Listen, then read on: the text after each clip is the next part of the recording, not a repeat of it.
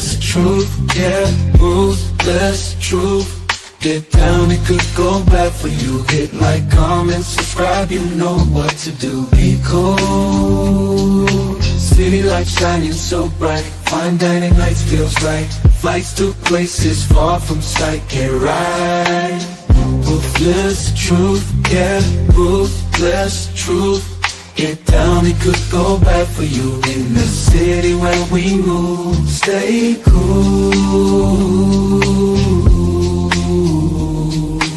Underneath the neon glow, life is fast but take it slow. Every moment like a show. Let's go.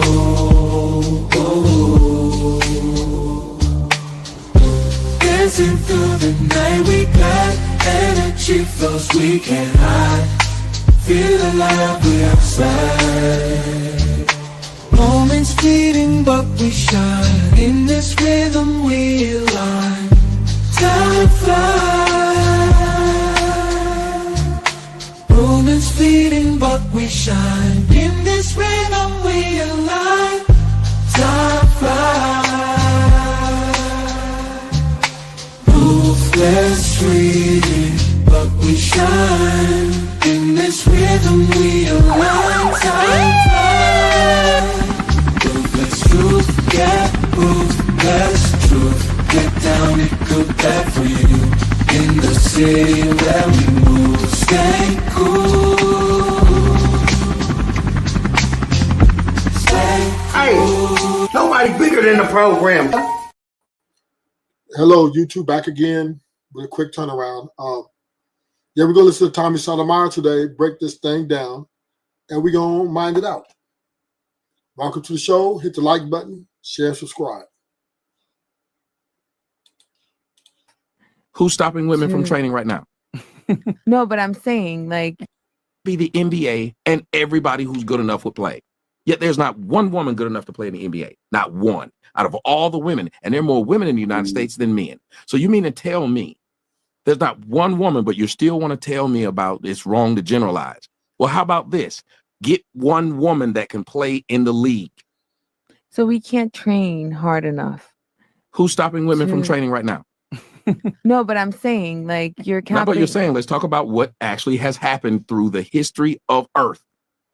Okay. Is there one woman played in the NBA? No. One woman played in the NFL? No. One woman played in Major League Baseball? No. So is there why one not? guy working at Hooters? You're keeping him from doing it. He can do it. Right, That makes no sense. Y'all, hold on a second. Yeah. For a woman to work at Hooters, you could be dumb as a box of rocks. All you got to do is be willing to wear skimpy outfits. That's true. My That's God. true. That was a terrible argument. Again, that's why I said it's hard to have a woman will make an emotional argument. No, the man is the manager. Exactly. That's the man. He's back. Ladies, I mean, it's as simple as this. And the cook. All we're saying is that there are no laws or rules in place keeping women from playing in the NBA. However, there are rules in place that don't allow men to play in the WNBA. And that is because it's a biological fact that men are physically superior to women. As much as you guys want to get mad at me and cry, it's fucked up. No, whatever. You guys are not capable of competing, period. So when we're talking about combat, you might say, well, a woman might be warrior-esque, whatever. I don't give a fuck. Because if I got to serve in the military, I need to know the guy next to me can drag me to safety if I get hit. I need to know the guy next to me can fight a guy off while I'm trying to snipe. I need to know the person next to me is capable. And unfortunately, because we live in this crazy pussified world where we want to make everyone equal and feel happy and include them, we're going to make our military weaker for what? Feelings. Equality. That's stupid. Because luckily we have the technology and everything else to, to substantiate, the strength of our military, even though we have women in the military. But I believe when it comes to infantry and combat positions, I'm not saying women can't be in the military. I'm saying combat positions like infantry, where you're face to face with these guys sometimes, fighting them. Women have no place in that. You cannot compete. And if anything, you are a liability as a woman on the battlefield. Look at China, bro. They don't bringing on women. And that's not to attack any female service members. Thank you for your service. But when it comes to infantry, we cannot sit here and lie to each other and say a woman is capable of fighting in infantry like a man is. No, she's a liability. Go ahead, Tom. Look online. You happened in the UK. One of the funniest videos. There's two of them. One happened in New York too, But the one in the UK is funny because it's 3 women cops who were trying to arrest you saw it. They were trying to arrest this man, and they don't carry guns like that in the UK. Yeah. So they had to manhandle this man. He whooped all 3 of them hoes' ass. They just kept coming. He was just whooping their ass. In New York, there was a guy trying to arrest this guy, the homeless, and he was holding him down, but his feet were still flailing. So the woman tries to hold his feet. He continually kicks this woman off. She's falling back. She's falling back to one point where she falls on the subway tracks. That's the difference. That's why when you saw those women, the women cops, guess who are some of the biggest ones to shoot somebody first? Those white women, because what else can they do? Yeah.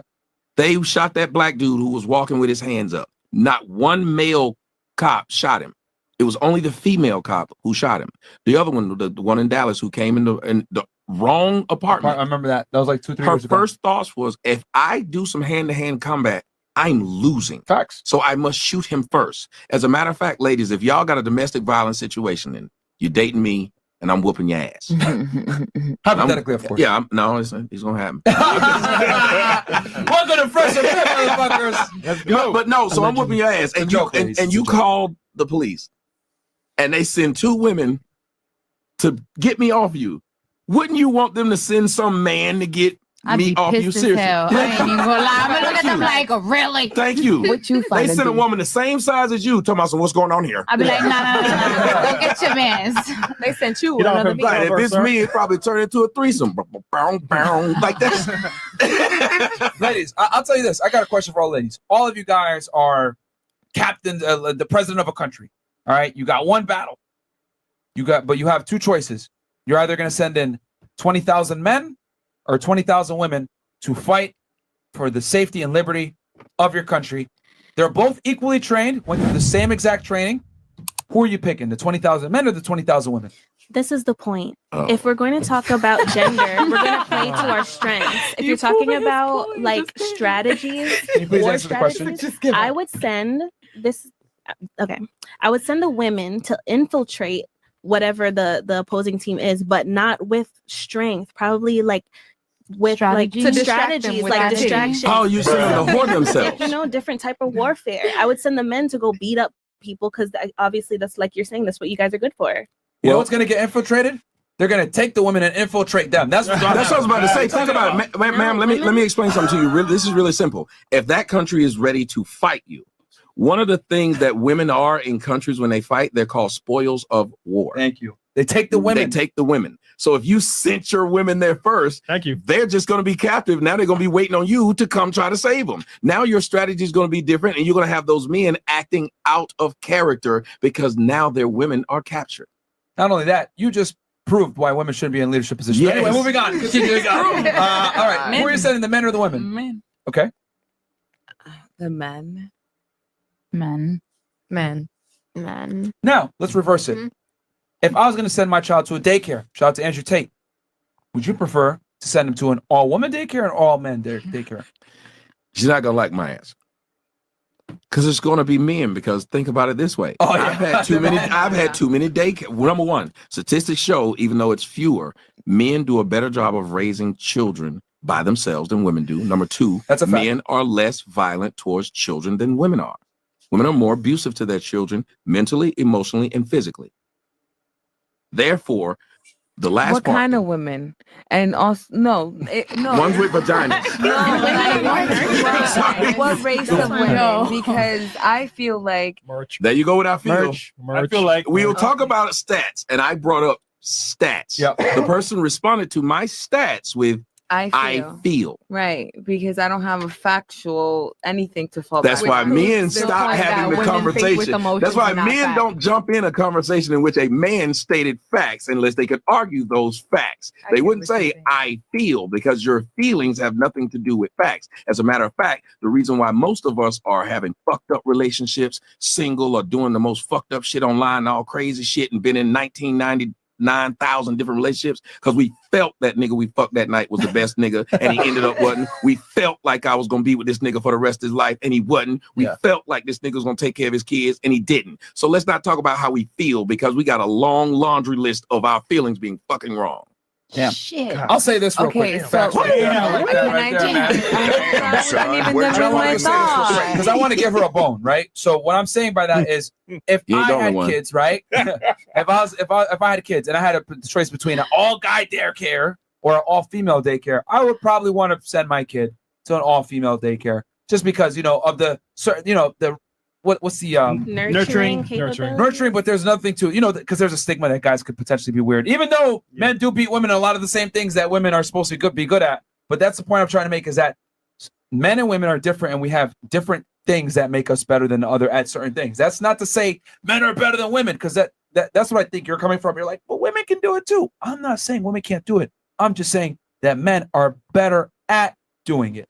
Can I use a screwdriver as a hammer and knock that nail in? Absolutely. But a hammer is going to get the job done more efficiently, quicker, and with less headache. That's all I'm saying. But you've fallen into the westernization of making men out to be predators. That's why women can get away with more. We immediately looked at these men as they'll do something wrong to the kids. I was saying in general. No, I know you're right. We do. We think, but think about it. If a couple dudes say, "Hey, I'll stay at your house while you out going for the weekend, keep your wife safe," you're gonna be like, "Hell no!" But if a couple chicks be like, "Oh, we'll stay here to make sure she's fine," you don't even think they up in there just muff diving all weekend, just licking each other. You won't even think. You won't even look at it that way. And Tommy, you're right. You want to know why? Because only in the United States or Western countries in general have this strange thing where they think all men, when they deal with young children, have this, like, I'm just gonna say the P word because we're on YouTube, have this P tendency. You know what I'm saying? You go to Japan, you go to other countries where crime rates are low. It's like it's nothing for them to see a lot of male teachers, male daycare. There are few male teachers sleeping with students today than female teachers sleeping with students. That's true. Yet the problem is we won't bring out that number one. Of course not. But number two, we think that it's a cool thing that the boy got to sleep with. I told a story about being molested as a 10-year-old on my show. Mm-hmm. People said you got lucky and he must be gay if he didn't like it. I was 10 years old. They told you that? Yes. Holy shit. They were coming on the internet. Look, you tell he gay. He didn't like it. I was 10. Why would you think that was okay? But nobody would ever say, if a girl said, when I was 10, I was raped by my male babysitter, nobody was going to say, was he fine? Yeah, they ain't going to say that. No, hell no. And that's the difference. That's the difference. The difference in. How and I apologize. I said the word. You go. We have Twitch now. I just thought about it. I'm not going to do it again. But does that make sense that, like, just the genders are better at certain things than the others? I just feel like, how long are we going to keep focusing on, like, this is better? And that's you're basically just mansplaining every single thing. Like, when are we going to focus on how to, like, use the strengths to our advantages? We are. I mean, okay. Are men on a balance of probability stronger than women physically?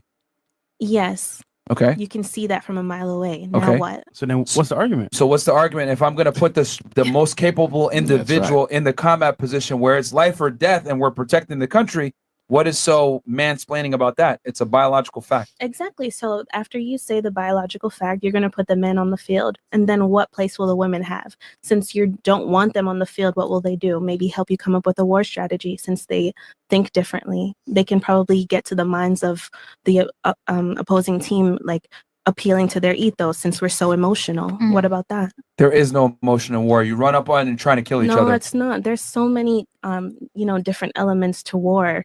What about, what's it called? Like guerrilla warfare, where they would like disguise themselves as like nature or whatever. I have family members that were in the Marines and all type of stuff like that. We're not going to do fallacy because that doesn't make any sense. Obviously, I haven't been to war. Do I look like I fight? Okay. So we're just saying he's been in basically special forces, right? He's probably seen more than you. Well, I've been special forces. I used to work in law enforcement. Law enforcement. But yeah. So we're just saying, as a judgment call, he can see behind the scenes. Okay, you know what? Yes, women have a role to play, but that would not be their best role. I know the inherent danger that men are capable of, and I know a woman cannot stop it.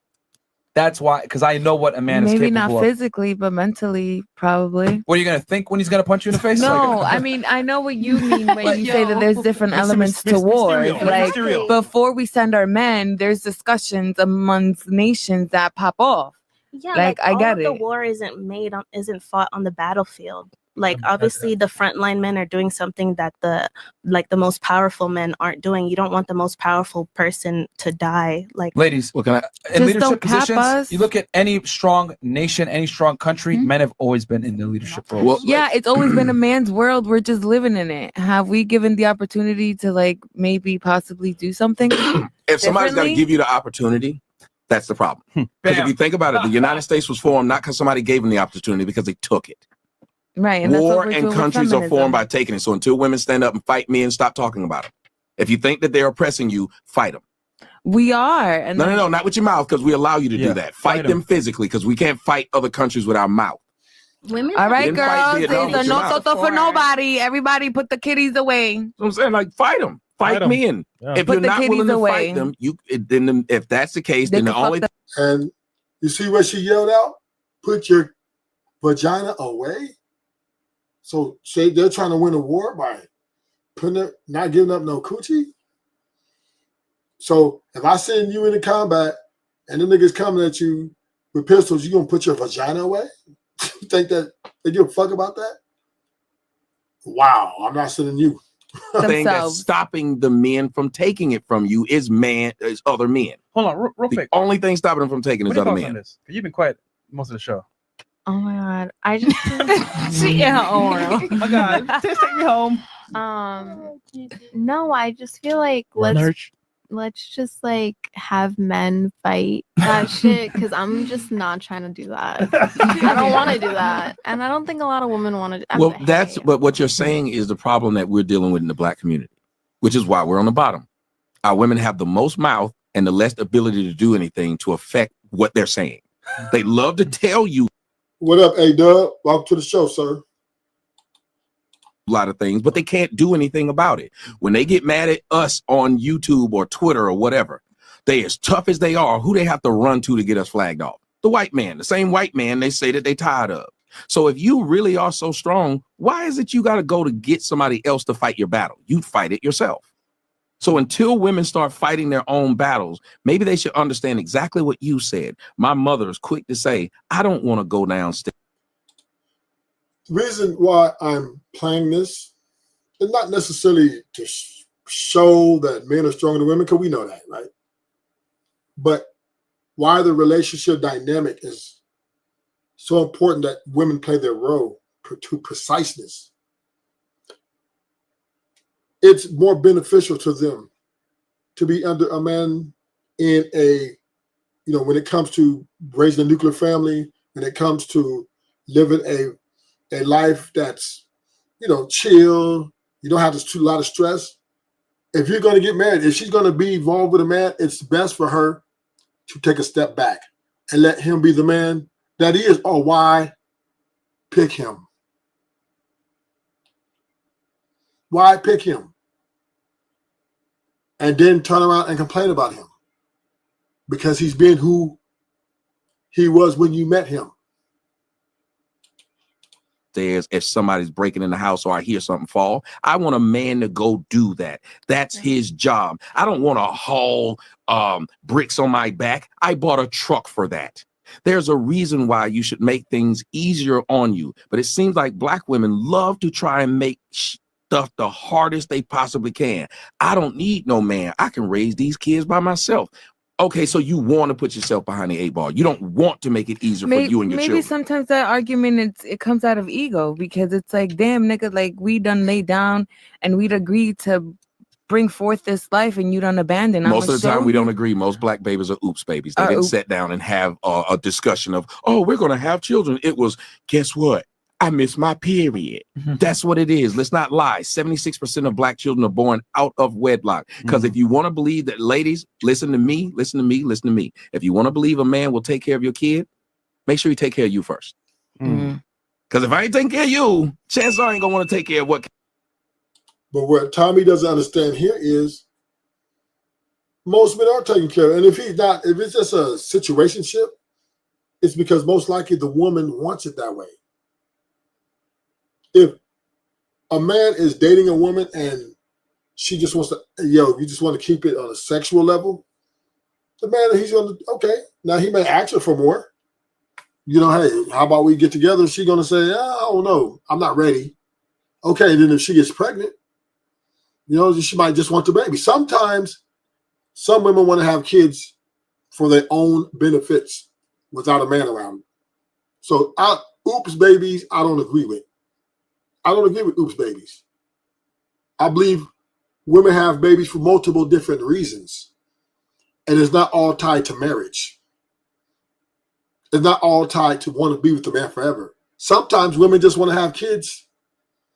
Just they want somebody to control, or they want somebody to they just want to be mothers. And this doesn't necessarily mean they want to be tied to a man. This doesn't mean necessarily they want a man in the house. Some women want co-parenting situations. So we have to understand women, sometimes they want things, sometimes they don't. And everything they want does not necessarily have to be tied to marriage for them. Men, we're the one pushing, well, you should be married. It's better if you're married. Women don't agree with that shit. Because women think that sometimes they want something aside from the man. And if they want a baby, they'll give it a man, get pregnant, and move on with their lives. And that's just the truth of the matter. Everything women want is not necessarily always tied to men. Sometimes it's for their own selfish ambitions. Came from Facts. Bam. I mean, and like I said, I don't know why it's so tough for the ladies to grasp. I mean, well, not all of them. You just want to argue. I get it. No, it's not tough to grasp. I just feel like what's wrong with a well-rounded argument? Why does it always just seem so like I just feel attacked? Well, wouldn't a well-rounded argument though be one based on facts? If you can, because like if you think about it, a military strategist typically is somebody, because yes, they're not out there fighting, but a military strategist is somebody who did what? Fought. When you have a basketball coach, the majority of the basketball coaches on the sideline, guess what they used to do? They played. Yes, so they understand the strategy behind that thing. So if you're going to have some woman who's never been on the field come and try to strategize that of which she doesn't know, it's now all theory. And theory is another form of feeling. But my question is, why do women want to deal in the most violent side of life that men are good at? Why would you want to sign up for that? You know, men, we're very dangerous, and we get in sometimes dangerous confrontations. Why would a woman try to match that energy? That's just, to me, that is objectively crazy. Yeah. I mean, here's the thing. The problem is that you're attaching your personal feelings to your arguments. And the problem is that we're not attacking you. We're attacking your arguments because, to be with all due respect, they're stupid. But that's not to say that you're stupid. It's just that it comes from your arguments don't have any type of concrete. Emotions are stupid. They're not smart. Fact. You're basing it off of how you feel versus we're telling you biological fact. Women are not physically capable of fighting men on the battlefield long term. And if anything, it weakens the men. And if you don't believe me, the fact that we have two different military standards for men versus for women inherently proves what I'm saying. Women and men are not equal. We're not built the same. We're different. That's not to say men are better than women. I'm here to say men are better at certain things like physicality and combat. It's a biological fact. It's been at the beginning of time. Firemen, cops, it's a different standard. But guess what? When it comes to chefs, because women are told that they're the best cooks, even though that shows that men are, men don't have to have a lower standard to become a chef so he can fit a woman's standard. They don't do that. Men don't have a lower standard to become a clothing designer. But we cannot dismiss this. So what do we take from all this conversation? Like, how can we evaluate this? If anybody listening, maybe y'all can chime in. Hey, Dub, what do you think? Right? Why do we think women want to compete?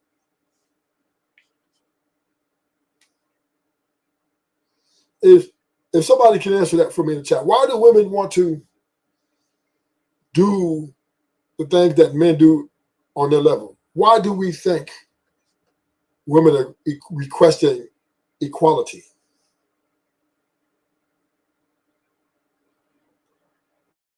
Come on, somebody in the chat, somebody listening, shout it out. Because Ruthless need to hear some other opinions. Maybe y'all think Ruthless is crazy. Why do women want to be equal? Why is it there is such a, disparity in them wanting to, be looked at or on the same level as a man when it comes to physicality, mentally, and all the other things? Maybe nobody has the answer. Nobody can answer the question. Why do men and women, when we live together or move together or get married, why do we not get along?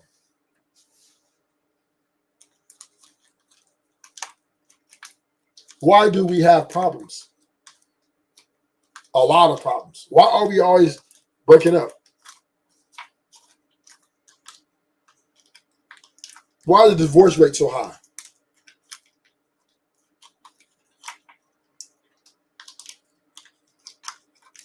Why are we arguing on these panels about, well, this is what I bring to the table, what you bring to the table? If women and men supposed to love each other, if the woman is picking her man, she has all this, if she wants to get all these things and this man has all these qualities that she's picking, why is she complaining? And why is she leaving? Both want the leader role. That's where it starts. Okay, I could agree with that. But the question, A-Dub, is why do women want to compete with that? That's the question, A-Dub. Typically when the man lead, he pays for the bills, right? He makes sure she has food on her stomach. He makes sure she's sexually satisfied. He makes sure he sits down and listens to her. So why do they want to compete with us? Why? That's the question. Why do they want to be leaders like we're leaders? Why would you pick someone to take his position? Why would a woman pick a man to take his spot? Can anybody answer that question? Maybe somebody can help Ruthless out. Why are women requesting for equality and money? Somebody help me out. Can anybody answer that? If we're supposed to love each other, women understand that they're a certain type of way. They understand that the man's a certain type of way. They understand that physically they can't be on the man's level and do the things men do. Why do they want to compete with us? And truth be told, when a woman sits back and chill, men will still give her stuff, gifts, pay her bills, all that. Why are women competing for supremacy? Can somebody answer me that? Woman, man, I don't care. Whoever, I don't care. Help me out. Somebody in the chat, tell me, why are women jockeying for position and leadership? Because all I hear from the men is, you got to be better leaders. But all I hear from the women is, we don't want no leaders. We want to lead. Why do they want to lead? Why do they think they should lead? Why are we not getting along? If we love each other, why are we not fucking getting along? Somebody help me. Anybody. Male or female. Why are men and women have children, have everything together? Why can't we get along? Why can't we build this empire to be greater. Because truth of fact remains is men and women are better together than apart. So why are women trying so hard to break away from us? Why do they want to be independent? I mean, somebody help Rufus out. Because I don't want to think Rufus is crazy. But I hear you, A-Dub. But the question is, why do the women? I understand the men, but why do the women want that position? Why do women want it? I know. A-Dub, that's not answering the question. I know that women, but why do women are trying to compete with men for leadership?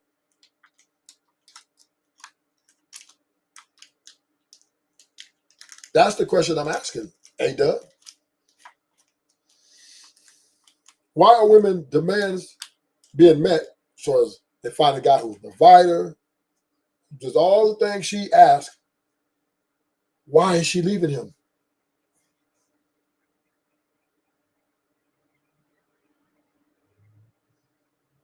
But why though, A-Dub?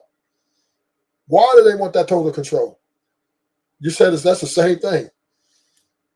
That's the question I'm asking. Why do we have to have these conversations over and over and over and over again about the same shit over and over and over again? Than a woman. He has to hold the same standards as she does to do that job. So if you really wanted to see who's the best in society to do something, if you want a society to run the most efficient, imagine if you have a car. You're going to put the best oil in your type of car, the best tires on your type of car, the best everything that makes your car run optimal, even food. What's going to make him be in shape is different than what's going to make me, because my body's processes food different than his.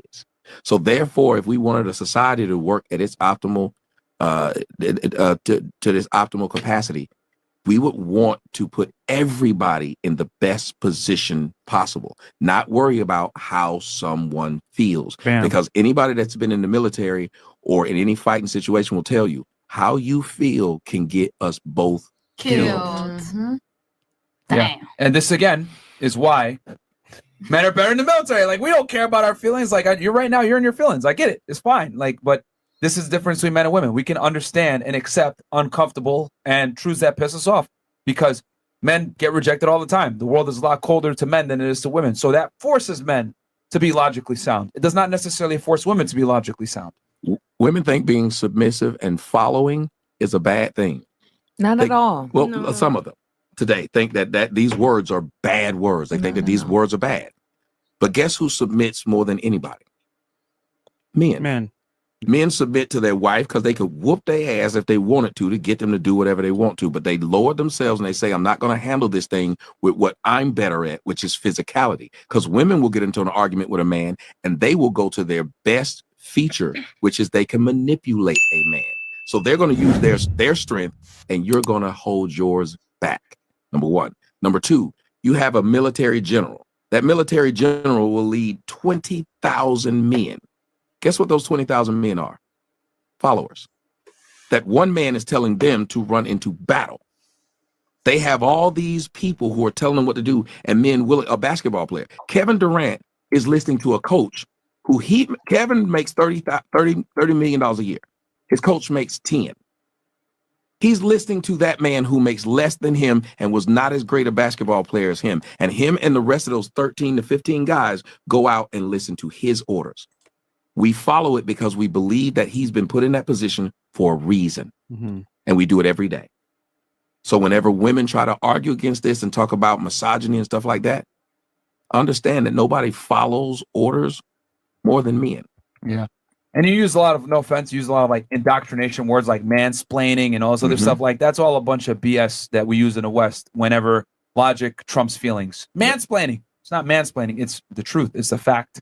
You cannot argue that. Women are not physically capable of competing with men physically And if they were, we wouldn't have an MLS women and an MLS men, Right, and but an WNBA and an NBA. I don't etc. think if women had the chance to compete with men, we'll use our strength. I think we're smart enough to use whatever other gifts. So what would you have. use in an NBA game?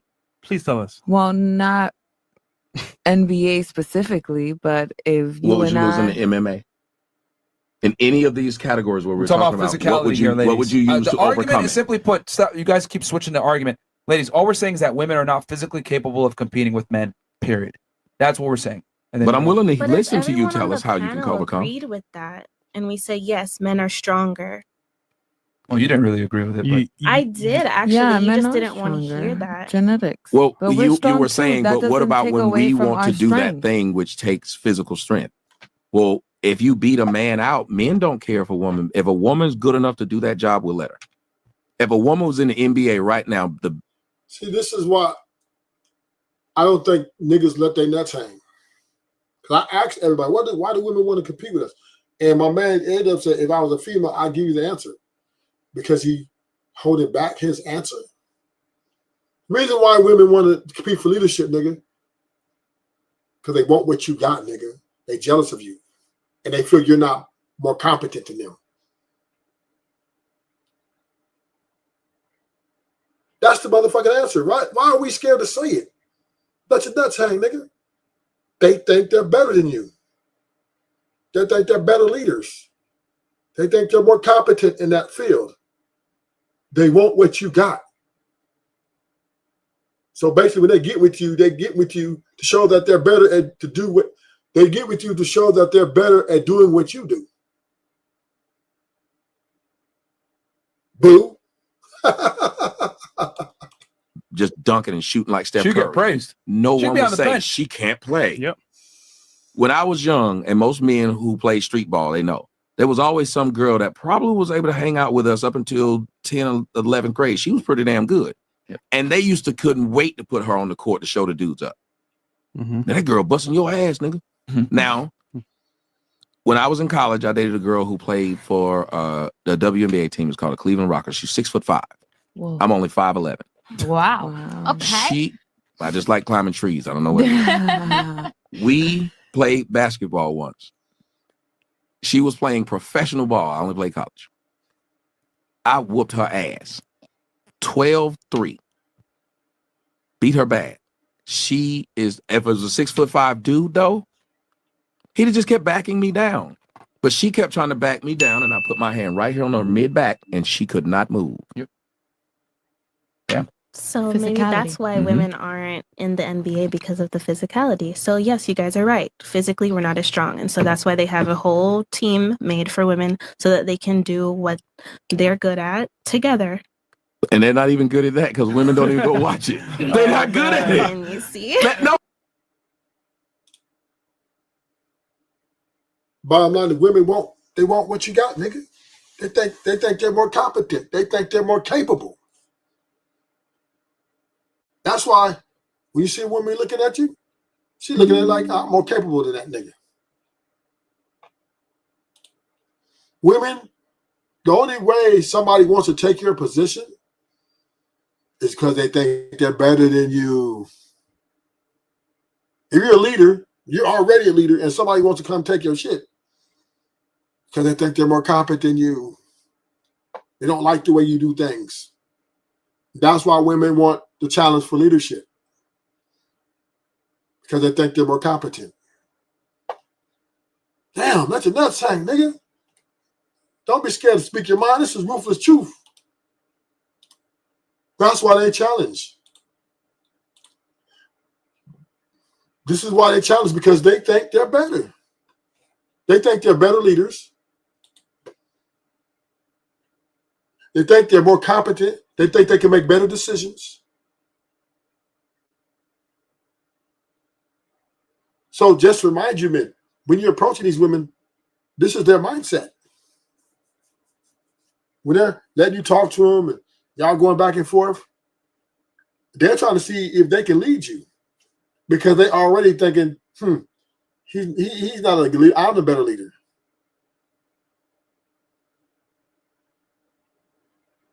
And most men, once they realize this, like, damn, they acquiesce because they want the box. Because they know if they say to her, no, baby, I'm the better leader, then she can cut you off that box. She'll leverage that vagina against your ass.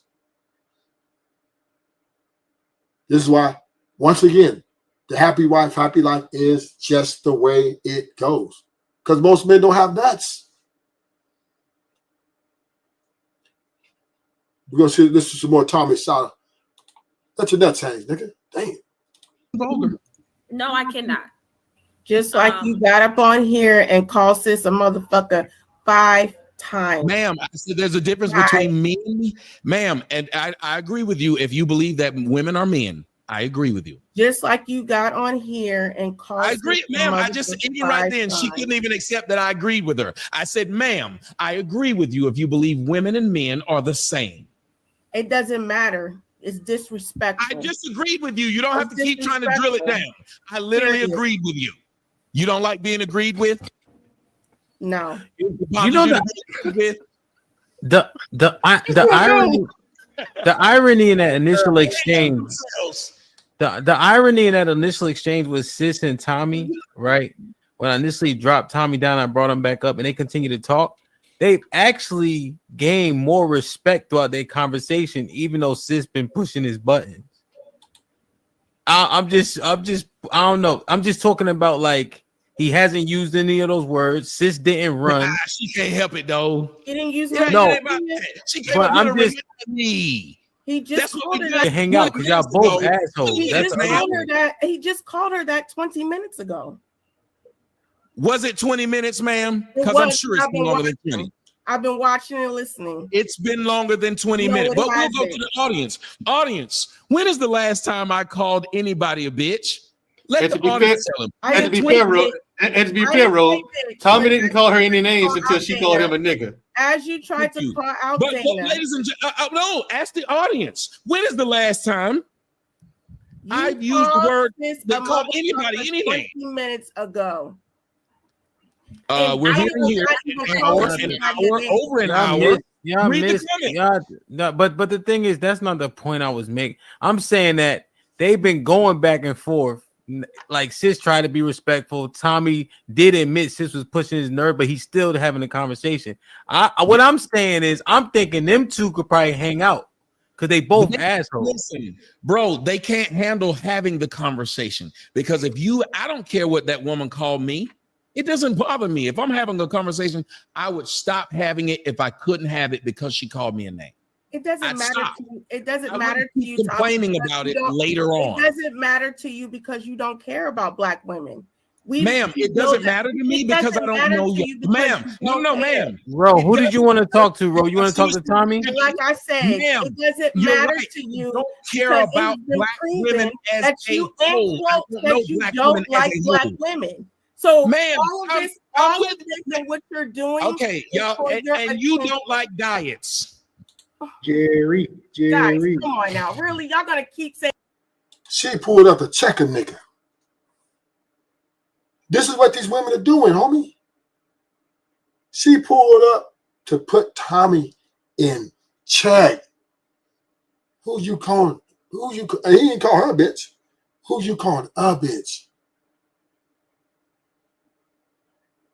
She pulled up, but she didn't address Sis calling him a nigga.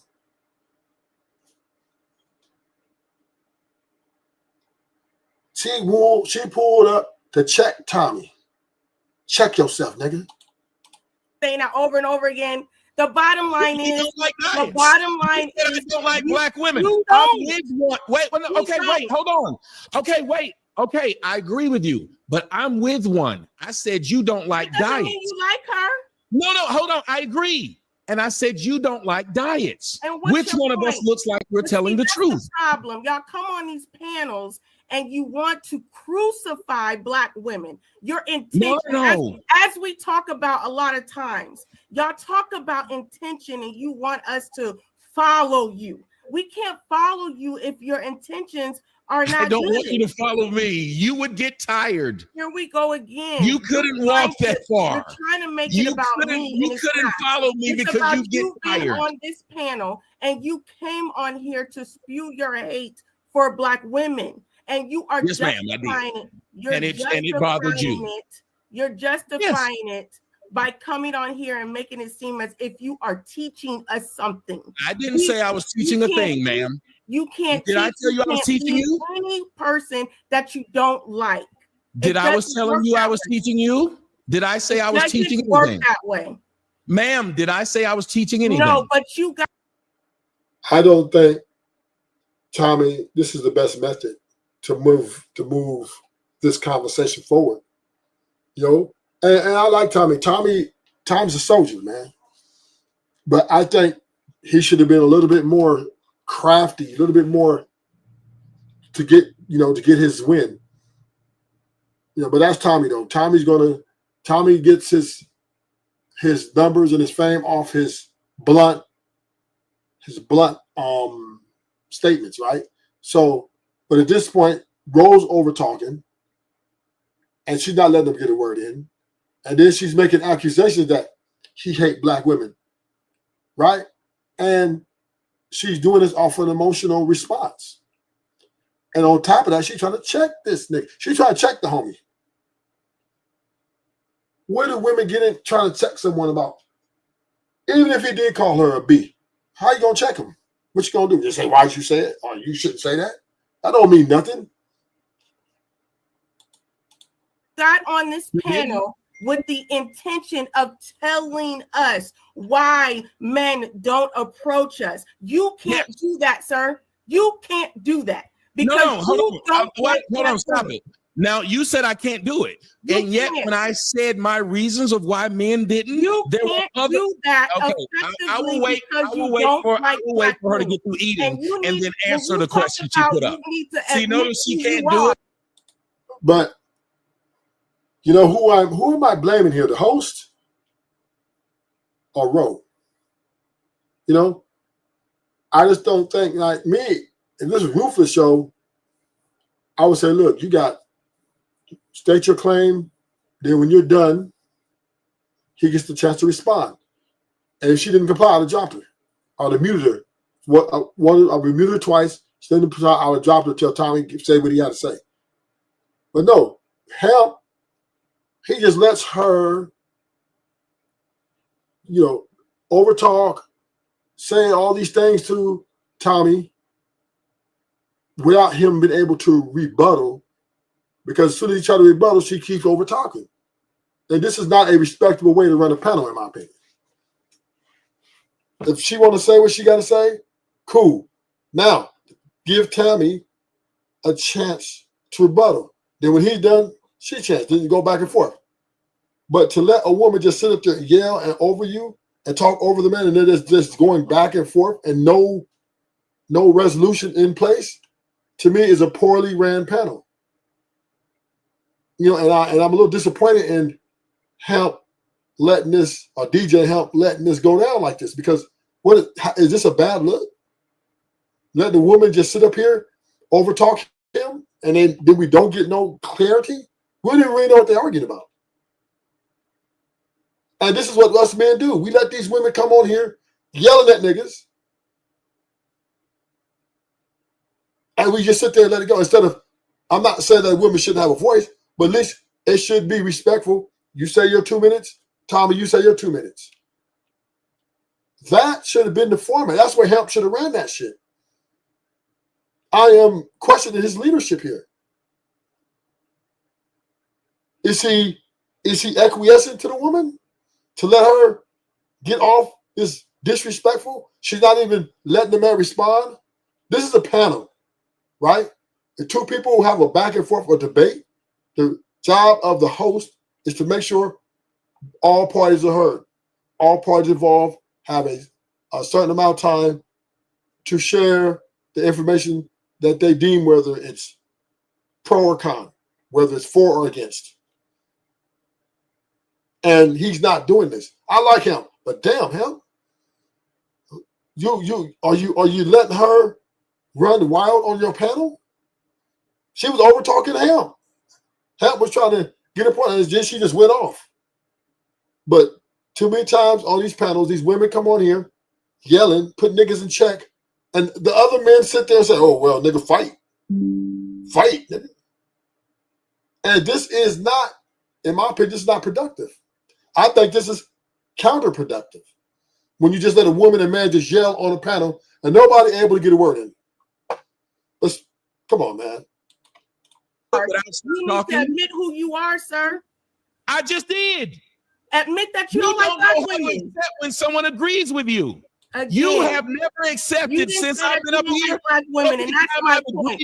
I need you to get on here and tell the truth. You don't like black women. Stop talking. I agree with this woman, and she still won't shut up. Again, Tommy, you can play. Once again, the host doesn't step in to regulate this shit. Regulate your thing, Hemp. You 200 plus pounds, lift the gym, and you can't come in and make sure your panel has adequacy. Now you're letting Ro come up here and I would say run the panel and being very demonstrative.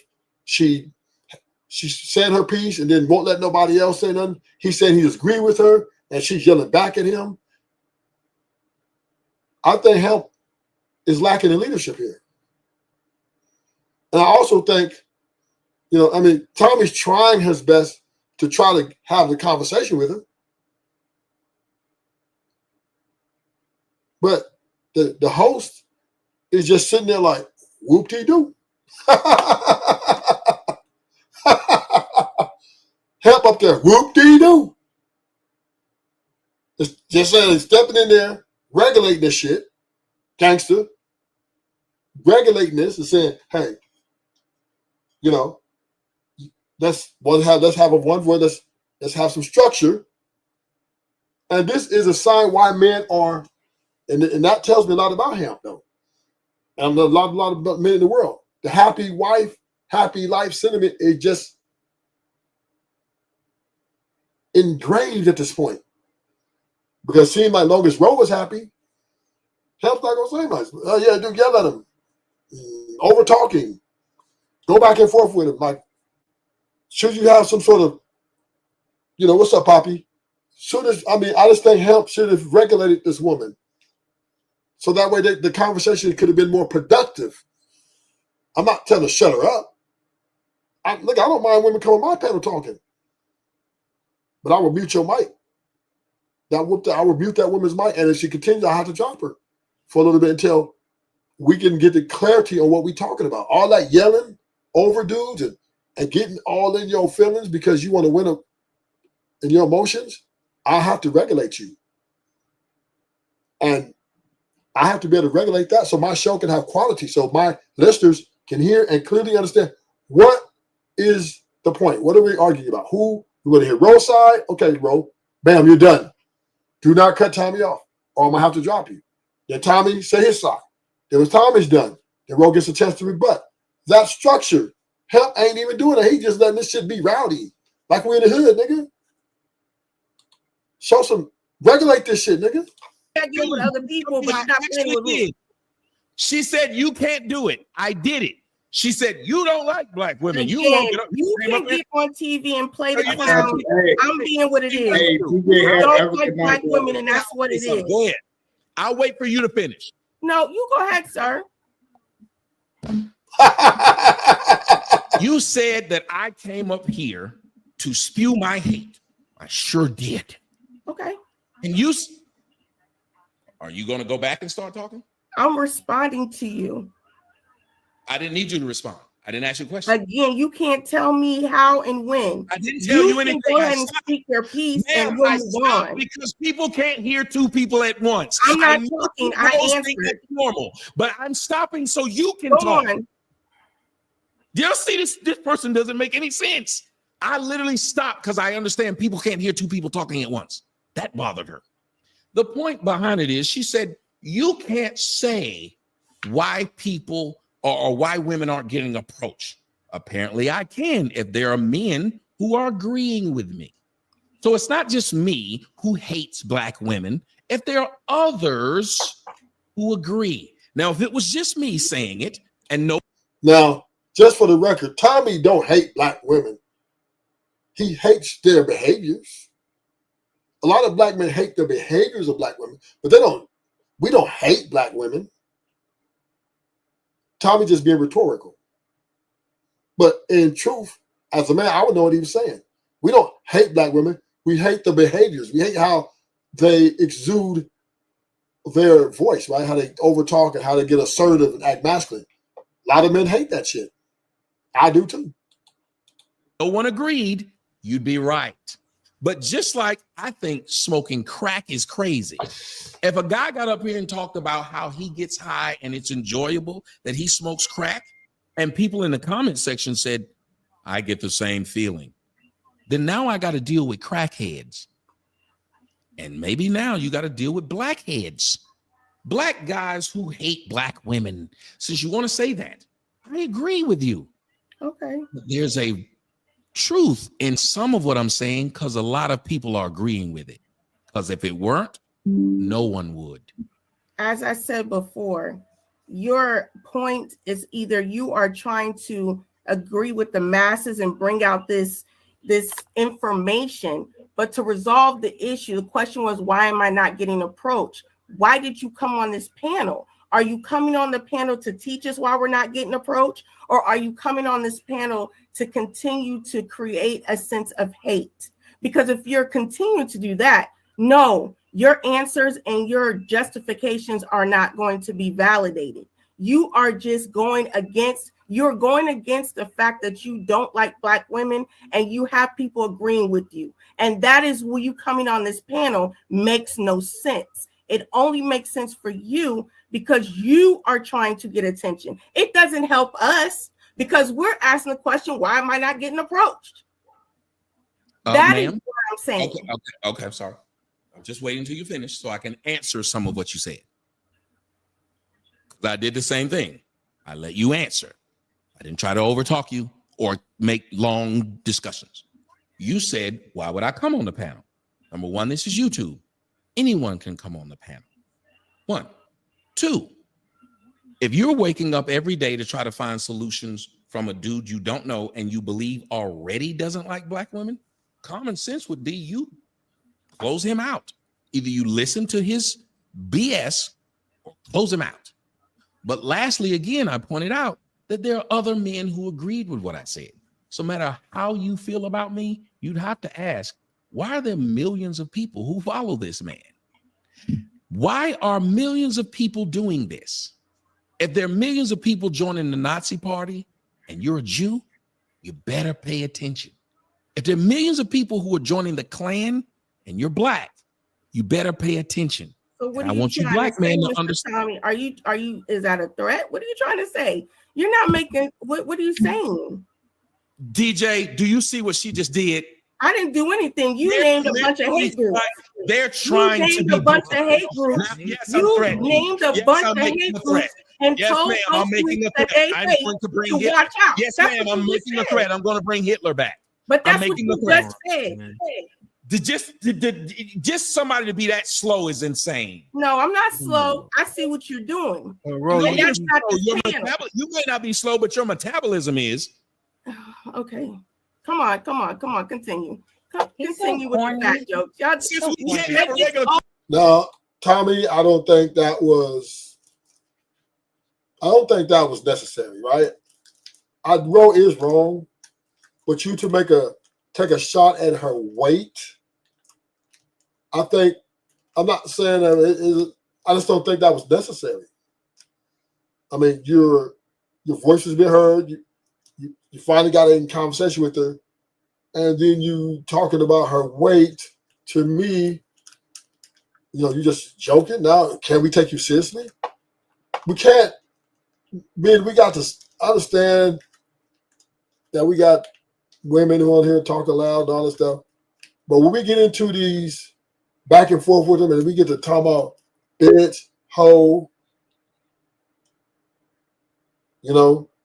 we got to keep our composure. right? We got to maintain frame, nigga. Now, you know, there's some time, I ain't gonna lie, there's a few times I got into it with a chick on these channels that I had, but then I regrouped and evaluated myself. I said, damn, that's not what I'm up here to do. I'm up here to have the conversation, have the healthy debate. But if she gets in her emotions and starts saying dumb things, don't mean I have to concede to that. This is why we're different. This is why I am the leader and she's not.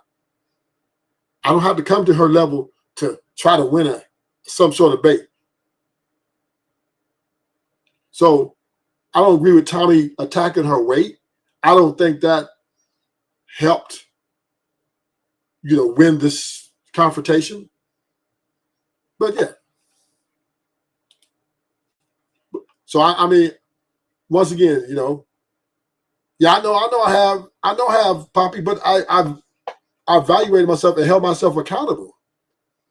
I have, but I held myself accountable because I said to myself, remember I used to get in with the bomb cherry. You remember that? But then I stopped doing that. You know, I spend money. I just pay money to get them off now. They get to really belligerent, I'll spend the money. That's what I do now. Instead of men and women, like, if they get to acting and want to go back and forth and get in confrontation with me, I'll spend the money. I'll debate with them back and forth a little bit, and they get to getting crazy. I'll spend hundreds of dollars to get Bomb J, and she never want to spend the money to get back on.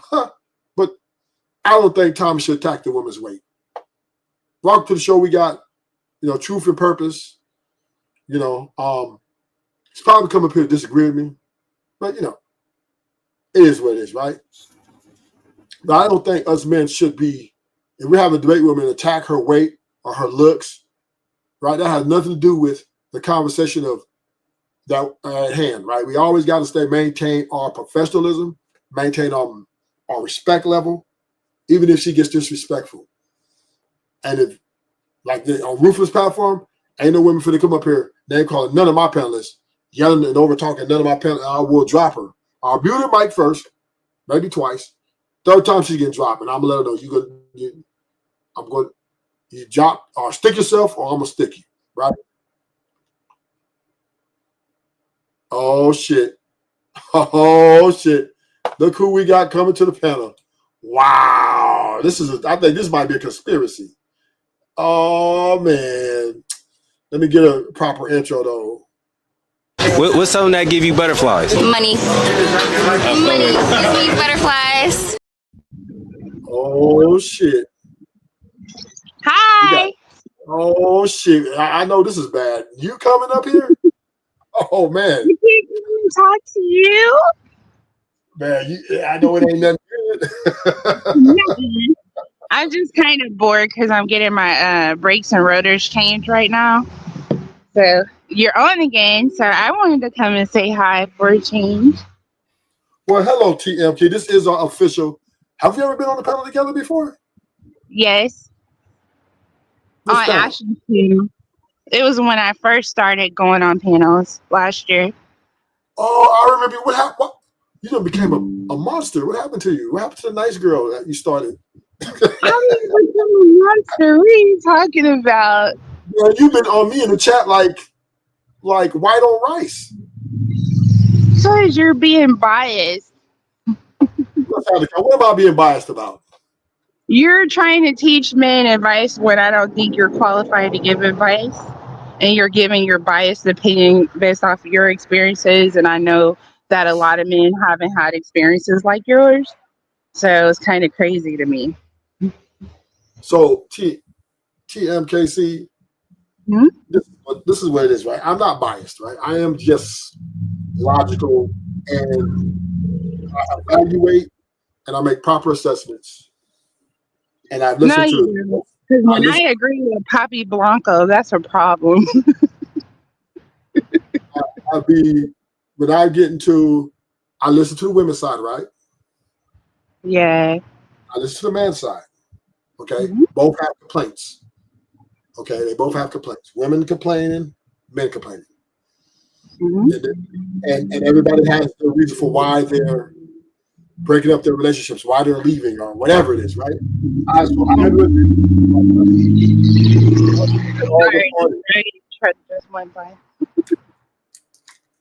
Once I listen to all parties, I then say, you know what?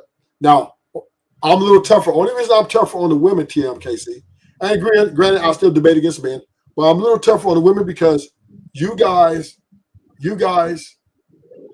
don't hold all the power. you guys are beneficiaries in most situations, and you guys still complain about everything, right? So yes, I'm not biased. I'm just straight down the middle. I think women are savage. I think you guys are never be happy. I think you guys do a lot of complaining. I think you guys leave men a lot because you love yourself more than you love them. Aw. We have to eventually, like when you go through abuse for so long, and then when you get tired of being abused and neglected by men or people of the opposite sex, you have to be a savage sometimes. Because if you're looking to get your needs met, you got to do whatever means necessary. Right, Tim K. She abused you with all that money they spend on you. Quit spending that money on me. I hate you. Thinking about money. I'm thinking about quit paying all these things. I just be wanting a nigga to hit it right. Like, I don't want to have to go through a trillion fucking dicks just to get pleasure, motherfucker. I don't even be thinking about the money like that. What I'm saying is, though, all women, most women they benefit from man. If a woman date a man, 99.9% of the time she's going to benefit in that dating. Yeah. And, if they marry him, 100% they're benefiting. There's no way a woman would take that ring if she's not benefiting. It's just no. She'll say no. And the same for you. If you think that woman is a dumbass and she's gonna be a setback for you, you ain't committing to no bullshit like that. It's the same thing across the board. Right. Yeah, this is why we don't divorce. What happened? I said this is Tamika up here. Yes. Is that her name? Yes, that's my name. Don't say it again, huh? I don't mind it. I'd rather hear Tamika than TKMC. Like, that's fucking annoying. I mean, that's what it says. No, it doesn't. It's a TMKC.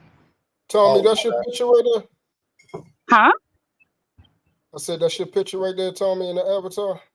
Yes, sir.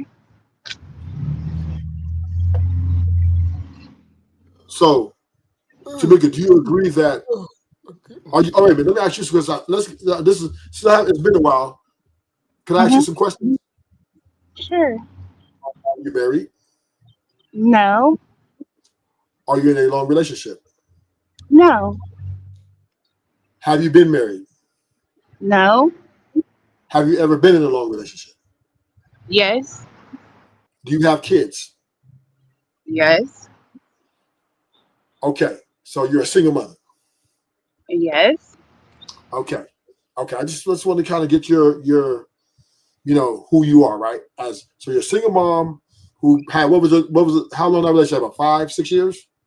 So actually 7. So okay, that's a decent amount of time. Do you think that overall was it healthy? No. Okay. Do you think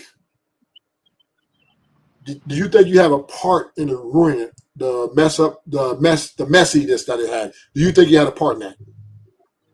I had a part in being too codependent in the relationship and allowing it to proceed longer than it should have. Oh, so you say you didn't start any arguments?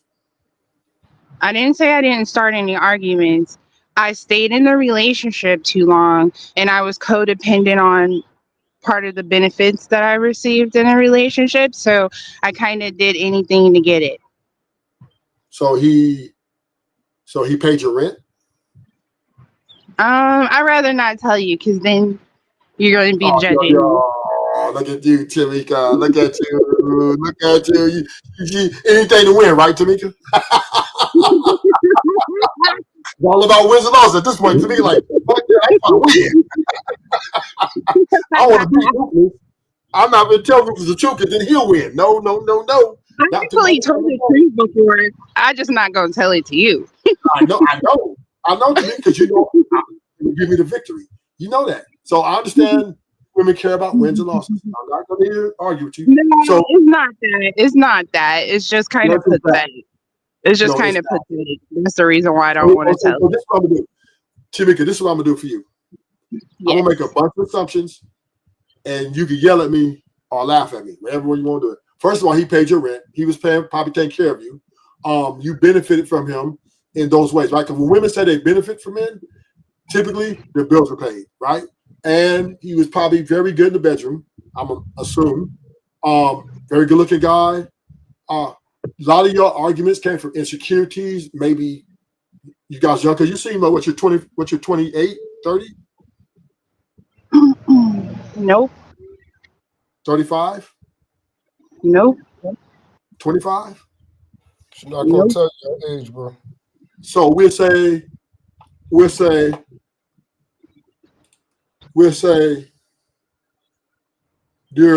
just say I'm gonna take a guesstimation. You look pretty young in an avatar. So you thought I'm gonna say you're between the ages 26 to 32. You said, oh, y'all was together 7 years? So yeah. So y'all gonna put you between 27 and 30. That's so sweet. And I took that picture this year. That is the sweetest ever. Thank you.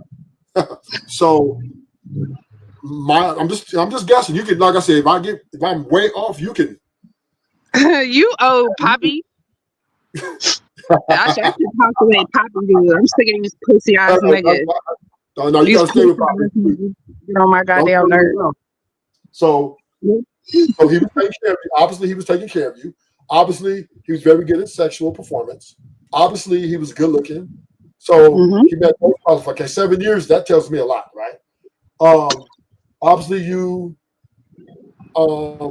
it came to an end because it was just too much for both of you guys. I don't think it was a mutual walk where I think you left.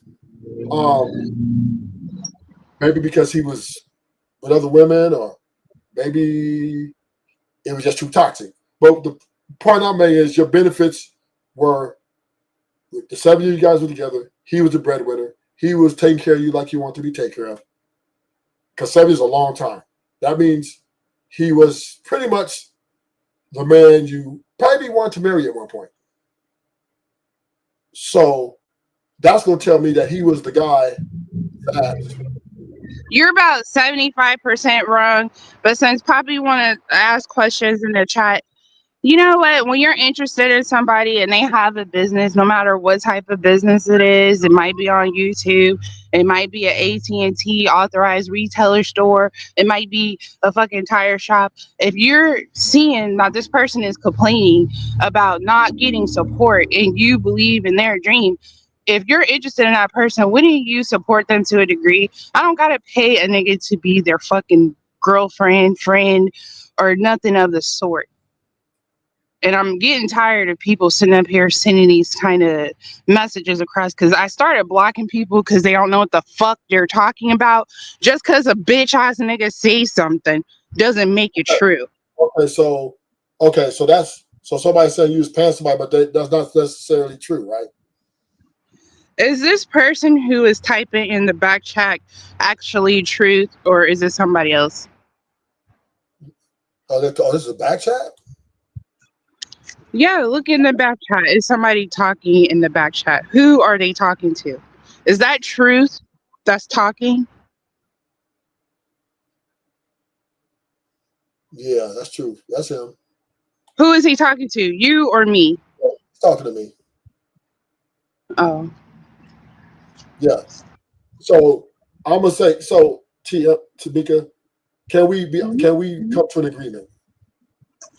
If you want to, sure. I'll try to agree with you if it's agreeable. Both of you guys did some things that were hurtful to each other. Both of us did what? I'm sorry, because it's like wind plus cars driving, and then my son just start making noise. I'm saying is both of you guys did something to hurt each other.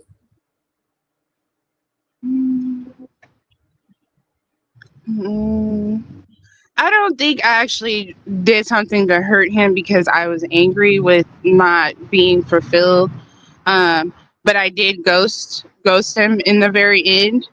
And I couldn't help it. I was just kind of really angry, and instead of me like being vindictive, I moved away and I changed my phone number. And then he found my phone number. I don't know how he got it, but it was actually through one of his kids because I knew his kids. And we started talking, and he asked me. He just kind of was being in my business, and I wasn't ready to talk to him because of how mad he made me. So I just disappeared for real, for real. He already didn't even know where I live, and I think it had been a few months. Trey, come. He said the car's ready. So like I already hadn't seen him or really talked to him for real for a few months, and I had seen his son, and that's how he got my number. Okay. Okay. So you guys are still in communication. We wasn't on the fucking stage no more. So it wasn't like I fucked them and ghosted them. I already was married and moved away. I had been gone for a few months. Okay, so you left him. Yeah. Okay. Because you guys didn't get along. I just wasn't gonna be fulfilled. Like for some reason I always attract dudes that like white women, and I don't understand it. And they just have like a demeanor about themselves. They think it's okay to disrespect women when they're angry and that kind of stuff. I'm not putting up with it. So you didn't say any, you didn't use any, I would say you didn't gaslight? I didn't even give an explanation. So no, I didn't gaslight or pretend. So I just became a mute. I became a mute. So you was a totally innocent bystander? No, I just told you at the beginning. The relationship wouldn't have lasted that long if I was not having. If I didn't have a desire that I had, I wouldn't have let it go on as long as it did. Okay. Okay. So the topic of the show was Tommy Sotomayor right about men and women not being equal. What do you think about that? We'll never be equal. That's what I think about that. And why are we not equal? The simplest thing I can think of is that you guys are always going to be physically stronger than us. Okay. And we're going to be more internally strong than you are. Whoa. So we're never going to be equal. Wait, did you say internally stronger? Yes. Is you going to add context to that, or that's just the way you feel? I guess it's just the way I feel. That's the way you feel? Mm-hmm. So we can endure longer than you can. In what capacity?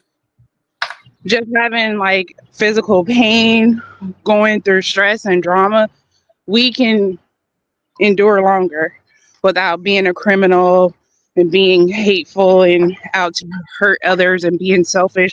We care about others more than you guys do. Okay. We have better characters than you guys do. Well, I don't think you guys are Charlie stronger, because I typically believe women are actually the weaker vessel, right? I think you guys, this is the balance. Externally, you know what? Externally, I can't even change a damn tire. Yes, you are. Well, you are here's the balance to me. This is why men and women to balance each other out, right? The men we are more logical and stable in our logic, right? Women, you guys, there's too many bitches going around. Then most times you guys are a little more emotional at times, right? And you guys deal more in self-love than loving someone else, right? You guys are more selfish than we are. And I'm not saying we're not selfish, but you guys are more selfish. So this is why I believe you guys divorce more, because y'all are eternally weaker. Because once again, when you marry, you sign up for, whatever the journey is, and the wedding vows are clear.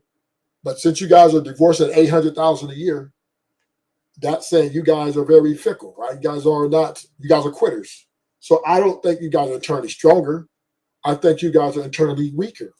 But that's okay, because they're all supposed to be, because you guys are women. You guys are supposed to lean on our strengths, right? That's how the damn thing's supposed to work. Because this is why lesbian relationships don't work. Because when you get two women, right, they both crying, there's no balance, right? If you start crying, she start crying, what the hell, what's going to get solved? So that's why when women try to go to women, it's worse. They get more violent, because now there is no balance. There is no logic there. So women try to go to women to try to be better, is not going to work, because they're too much alike, right? They're too much the same. Exactly. So you fucking tires to roll across the flat ass ground. I'm not fucking on some shit that ain't gonna help me. Hell no. Facts. Welcome new guest to the show.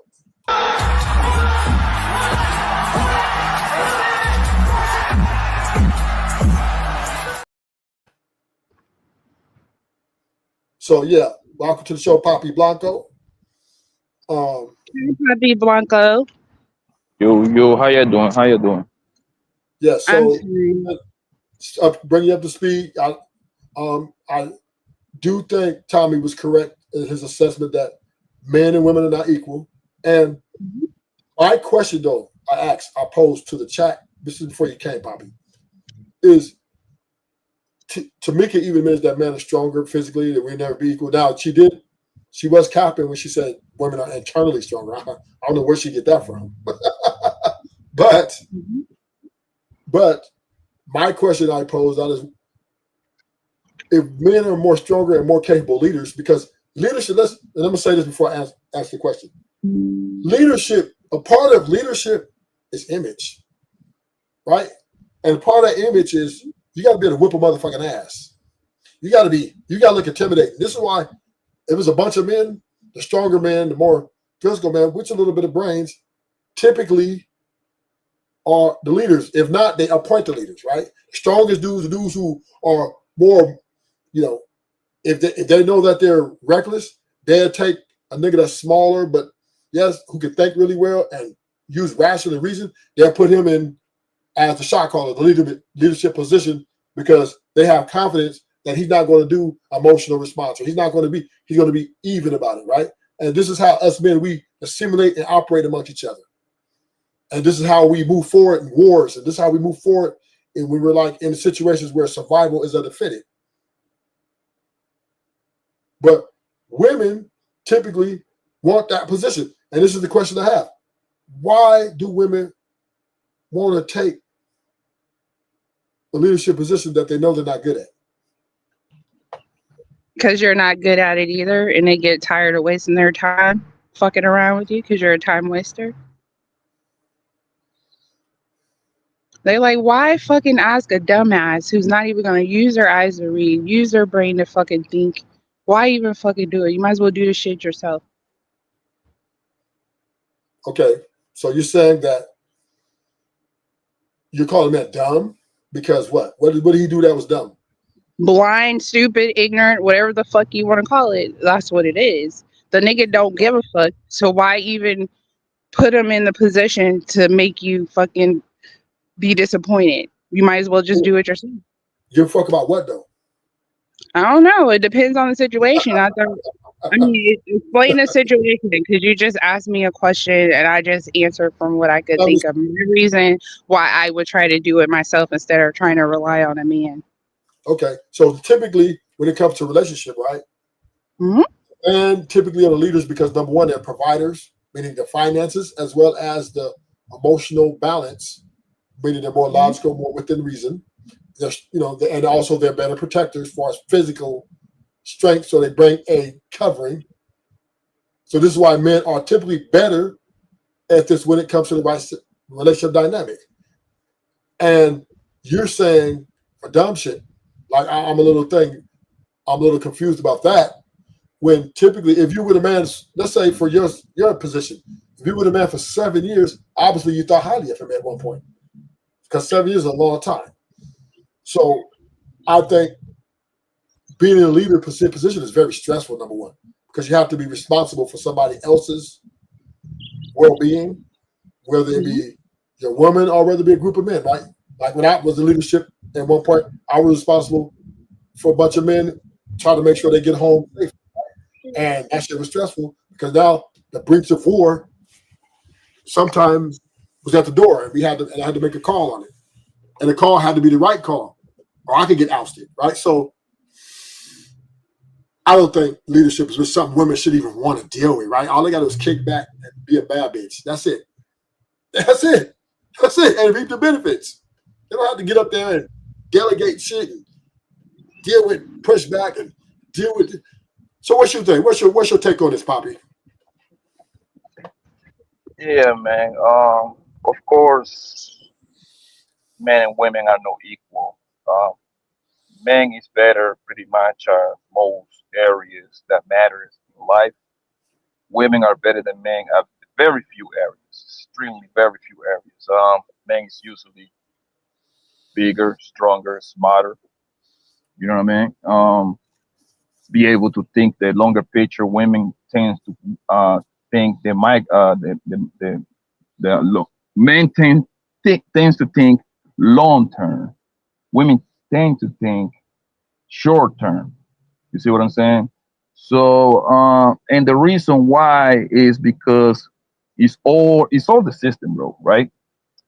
The system put the tools in place to make them think that they are equal to a man because they already know how they're going to react. Because at the end of the day, it's all about money. There is no women on planet Earth that think that she is. I mean, she might think it, but they're delusional like that, but they know they're nowhere near equal to a man in most areas, especially in the areas that matter. Even when they go and start being the breadwinner and all this bullshit, they're still looking for a nigga that to take care of them. You see what I'm saying? Yeah. So so that right there alone tells you that they don't even believe the bullshit that they push. It's all you know what I think it is, Ruthless. A lot of things they got they are they are envious. They are jealous of dick. Okay. I agree with That's that. what it comes down to. They are envious of dick because if you think about it, every time we start talking, we having a back and forth. It's always like, they if I men do this, like it's like they want to be a dick. I mean, they want to be a man, right? And I always ask the girls in my real life. I even ask like, yo, if you was a man for a day, if I got the power to make you a man for a day, what would you be doing? Guess what? All of them tell me. Guess what? All of them answer to me. Take a guess, Rufus. What is it? Huh? What is it? Fuck a lot of bitches. That's what Fuck a I lot was of saying. bitches. Fuck a lot of women, right? Yeah, fuck a lot of bitches. Yeah, because women are bisexual, most of them. Yes. So you always think about it. Every time that they cannot see a man intellectually or they cannot be the argument, you always want to come down to think about it. Every time that they want to put down a man, what's the first thing they're gonna say? It's three things they're gonna say. They broke, which they knew. They knew this man was broke when you let him nut in you. So that shouldn't be a surprise, right? Number two, oh he gay. Oh he gay. Well, I thought y'all was the queens of intuition. I thought the intuition was all over. Like, what happened with the intuition, right? What happened with all that zodiac sign, all that bullshit you believe, right? And three, he got a little dick. It's always something related with them. Yo, he got a little dick. It can fuck. All right, but some way, somehow, you fuck him for 3 years. Like you didn't realize, like this man had a little dick the first time you fucked him back in 2015. We on 25. Yeah. Guess what it is, bro? It's like I think they just talk and talk and talk. they're all victims now. That's the new thing. The victim economy. The victim economy has come. Is like the new thing now. They all get beat up now, some way somehow. But I don't see no woman with a black eye. Yeah, I think ultimately your point earlier, women want to be the leadership position because they think they're better and they think they're more competent. Just like Tamika said, y'all do stupid shit, right? But and when I asked her what stupid shit, well, I don't know. Repeat the question, because they just like you said, envious of us. They're jealous. They want see many years. Way back in the day, the 1800s, 1700s, women, one thing women have watched, how men have been gorillas, how we've been tearing shit up, right? That power, you know what I'm saying? And they have been envious of that because they want to do that. They want to have that same, that's appealing to them. And many years they weren't able to express that because, back in the day, niggas run up on you, and if you didn't have no fight game or you had a weak crew, they'd take your bitch, like by force. They beat you up or kill you and take your bitch. This is how they did way back in the day. But now that we're civilized and we have structures and laws in place to protect women and men from these type of actions, the women have become more egotistical because they see that they can manipulate the laws in place, plus the men who have been, I would say institutionalized in this country about believe all women, trust all women, love all women, right? And they use these men, which we would call simps and betas, and they use these men and the system in place to, try to manipulate to have more power than said men. So now we're in a situation, right, where we got a woman here on Hamp's panel, Ro. She comes up yelling and talking over Tommy Sotomayor, and Hamp doesn't check it. I'm a little disappointed. Champ, because ain't no way I'm letting her we're going to have a structural conversation. And Tommy had to try to break it down and get it to finally came to, but I think that should have been the host job. That's his panel, and how the structure goes is how the structure's set. And I've been on Hamp's panels many times, and he usually runs a pretty tight ship. He like, okay, he'll calm everybody down and, get everybody in line. Like, hold up, let's keep one voice. But he let Ro just start going in on Tommy, and not having any structure about it. He didn't say, okay, Ro, I'm going to give you 2 minutes to say your argument. Then we're going to let Tommy respond without being interrupted. And so we can have the conversation. No, he just let her ride. And that, to me, I was a little disappointed. What do you think about that, Poppy? I think from the outside looking in, how Mr. DJ Hamp run his panel, I think for the most part he let it go to see if they can find a resolution without him intervening. That's what I noticed.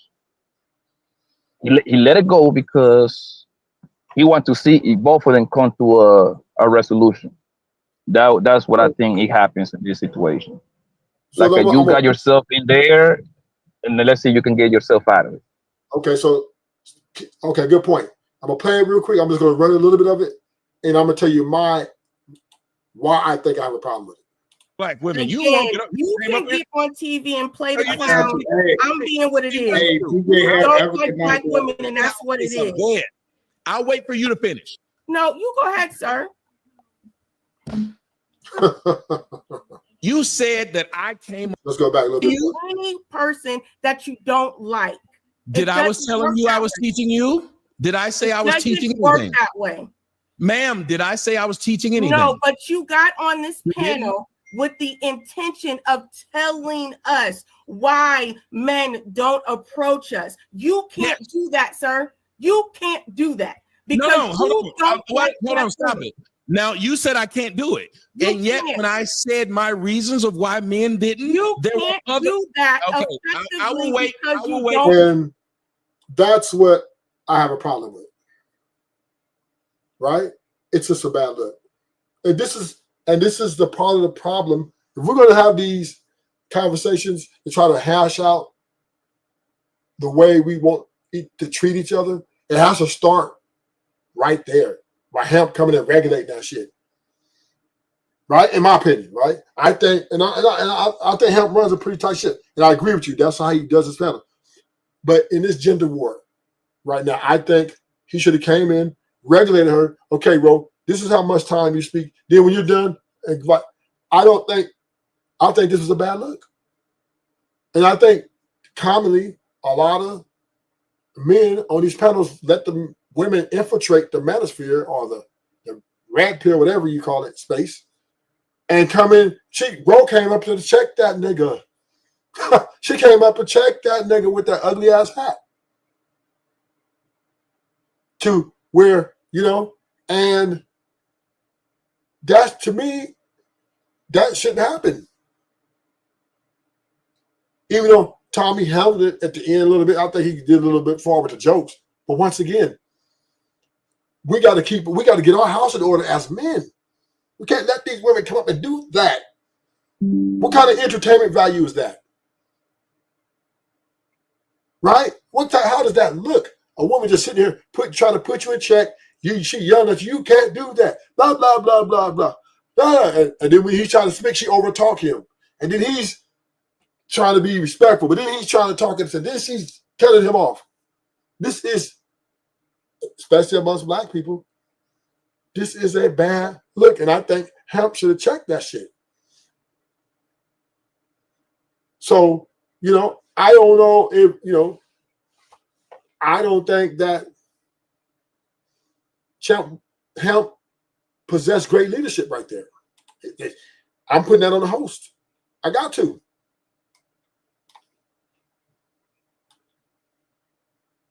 So let's go up and see the rest of the conversation. You read the super chats. Okay, let's go.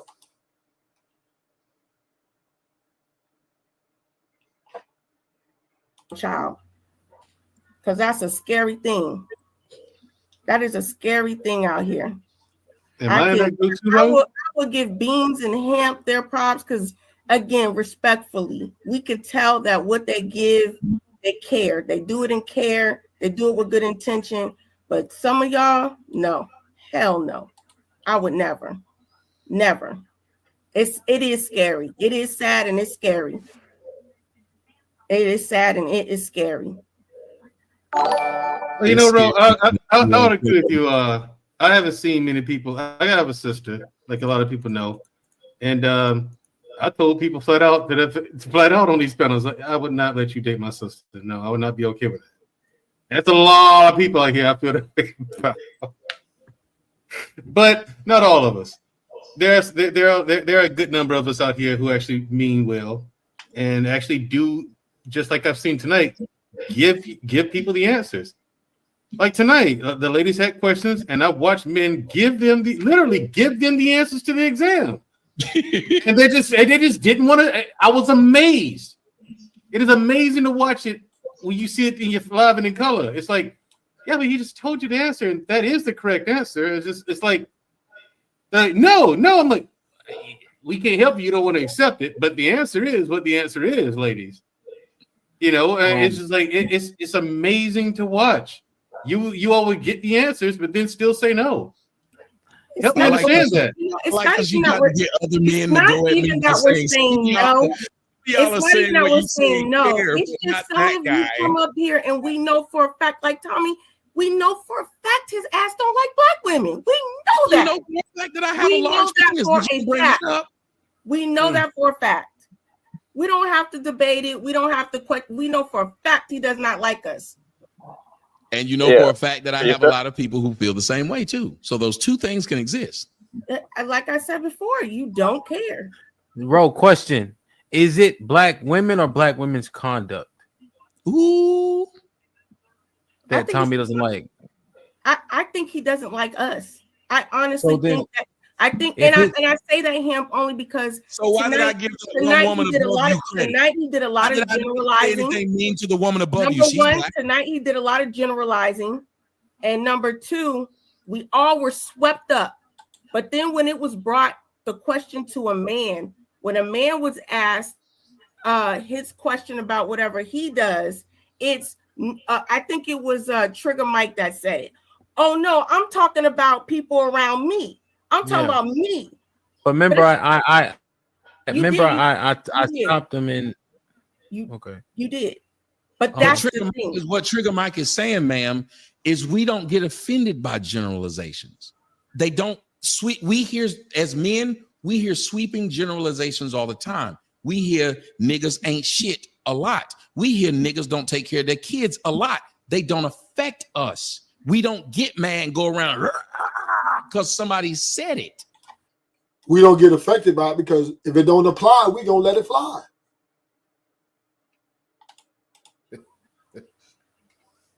I think that can I answer the question?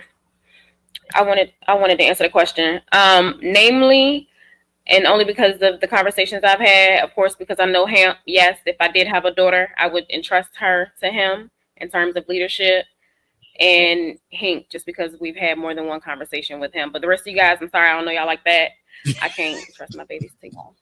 And she's right. Because when the question was asked, DJ, I kept thinking, it's like when people say, would you trust your kids with Puffy? I don't give a fuck. Why would you trust your kids with Puffy? I don't know this nigga, whether he was in the tabloids or not. We say silly stuff and ask people the question. And it's sick that somebody would say, I have, again, 2 daughters and they raised well. I don't trust my daughters with none of y'all sons because I know what I was when I was 17. I might be a good dude, but I was trying to fuck. I know that, but I also know I don't want my daughters to come up pregnant by somebody who ain't ready to be no daddy. And I don't want her to be up in child support court trying to put somebody's young boy in jail because he can't take care of it. I don't want none of that for black folks. So I may be a person that don't like black women, but guess what I don't do? I don't do anything to them. I don't hurt them. I don't steal from them. I do nothing to them. And every black woman that's ever been in my life, unlike Ro, who's ever dealt with me, guess what they say? Because if I was such a bad person, I only date black women. And guess who you don't hear online talking shit about me? I got 2 babies mamas. And once again, right, Ro came up there projecting, and she didn't even know that this man, all he dated is black girls.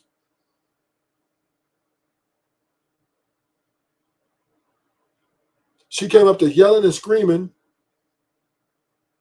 without any substantiations or any facts behind her argument. Oh, you hate black women. You hate black women. You hate black women. You hate black women. You hate black women. Because she just wanted to win. And at the end of the day, gentlemen, I just believe to women, a lot of it's about wins and losses. They don't give a fuck about the man if it comes to them winning or them losing. Exactly, sugar bum. Here comes my top flight heifer right now. What's up, Poppy? Yeah, the thing is that to me, the whole conversation or debate is over when someone say you hate black women. That is a wrap. It is a wrap. There is nothing else to talk about after that. And a lot of these, it's like a. They trying to put the man in the box, whatever, and just be like, this man clearly, Tommy, this nigga clearly got 2 black little girl, a black ass mama, nigga. Like, come on, bro. I think that the fact that when people say that shit is lame, bro. Oh, you hate women. That shit sound corny, bro. But it's all about wins. You know, Poppy, it's all about wins. They want to win. And one thing I noticed too is this old out of shape women that always say that out of nowhere. They pay attention. The ones that look okay, they don't really got too much argument. They don't like to go back and forward because they look good. So life is actually easier for them. It's usually these ugly out of shape women, bro. They fight you like a nigga. I'm sorry. They will fight you like a nigga, bro. Because they don't got nothing. I'm dead ass, bro. I remember when I was little, bro.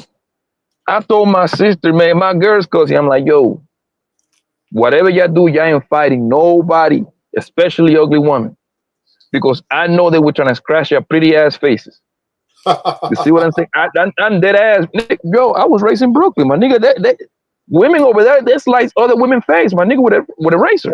No doubt. Especially them Dominican women. All of them. It's a New York thing. It doesn't matter like what nationality. It's just they do it, bro. If one of them is ugly, they want to treat it, they're gonna try to slice you up. I used to tell them that I don't. Whatever y'all do, just walk away. I don't want you fighting nowhere. Just call me. Call me in the handle. Yeah.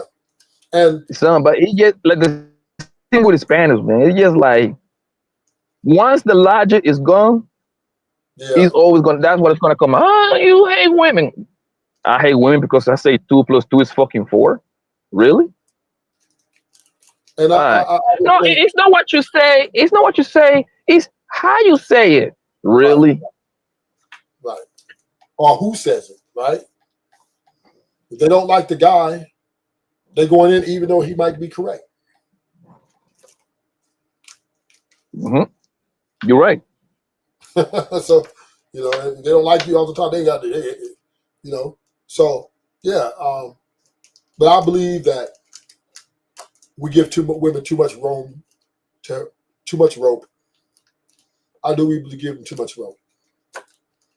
I understand some of the entertainment, I guess, but I just think in the retrospective, it's just not good.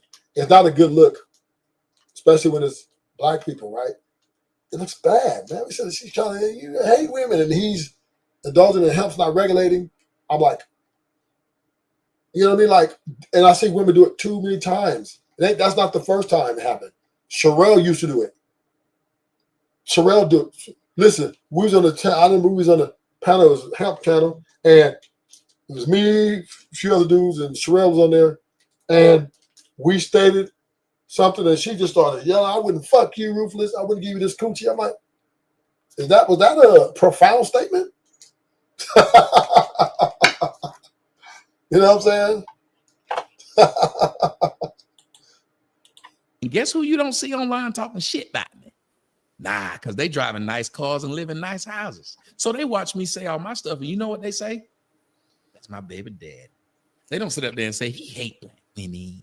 So I got a woman who don't have a kid by me, who ain't never met me, who ain't never got a check from me, talking about he hate black women. And yet I got black women who have, saying none of that. So I ask all black people, never listen to someone who don't know someone tell you about someone. Always listen to people who know them. Bro, do you just I'm asking a clarifying question. If we ask that question to people that we don't know, would you have to go by like results? What do you mean? Can't clarify. So like because I never seen it, and I'm not the greatest in the YouTube streets. I kind of stay in my lane, but I know who been here before. You know what I'm saying? So take Tommy. I've never seen that with his baby mothers. The daughters, for all intents and purposes, are doing well for themselves. His woman is black. His house is big. Pause. That sound kind of whatever. You know what I'm saying? But if you took that, would you say, okay, this person to potentially has a good trajectory? And then I looked at this, bro.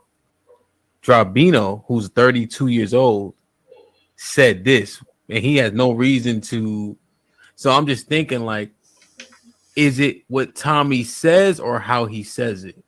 Or do you think it's too much vitriol in it for you to trust that he actually likes black women? I think what he says and how he says it, it projects hate. It is not an intent to assist or guide or help. And when you come in there like that, and people can say I'm triggered, I'm not triggered. Even women that talk like that about men, I feel the same way. People come and they have these conversations and they go in here and they just don't even realize you are spitting so much hate. I've sat and watched some of these men on this panel during the midday, and they can talk, and I've said it before. They can talk amongst each other and make some great valid points and not spew hate. And it comes out hateful.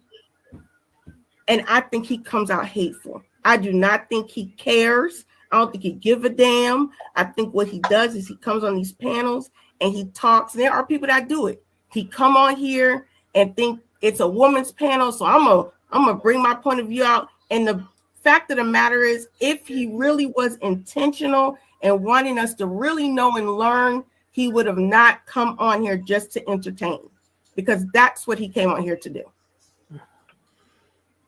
I will point out something to her. You notice she used the word a lot. This one. Well, Rome don't understand this is a business too. So when Tommy comes up here and speaks, he has a lot of people. He has a very large following.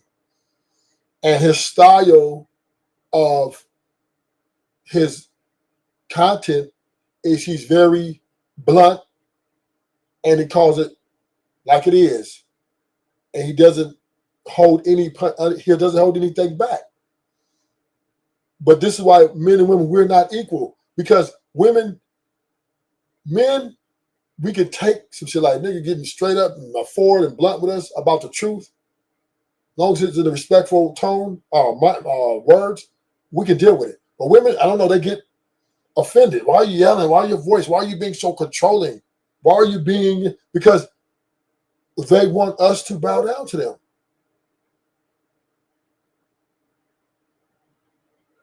They want us to, seek their leadership. They don't want us to lead. And that's why Ro came up there to check him. Who you yell? You can't yell another woman like that. If it was another woman, yell another woman, she wouldn't have nothing to say. Yeah, the two leaders arguing, right? But because it was a man who was, and obviously he was getting the best of the argument, and he was saying things that were factual, she came up there to derail. You hate. Because ultimately, I think women want to lead the men. I think women think they're better leaders. I think women think they're more capable. Even though we know they're not, women think they're more capable than men to have confidence, do all this. So that's why they come up there to check us. But you notice they don't come on Ruthless Channel doing that shit. They come up here. They better not come up here too belligerent. They be up out of here faster than they came up. I ain't playing that. No, you not do. You haven't had the conversation with my panelists. You need to be able to articulate yourself, attack the argument, and don't make it personal. If I see that,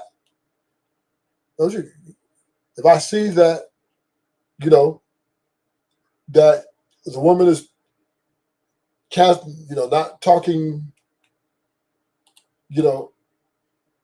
good or getting loud with my panelists, I'm gonna have to give her a warning, a couple of warnings.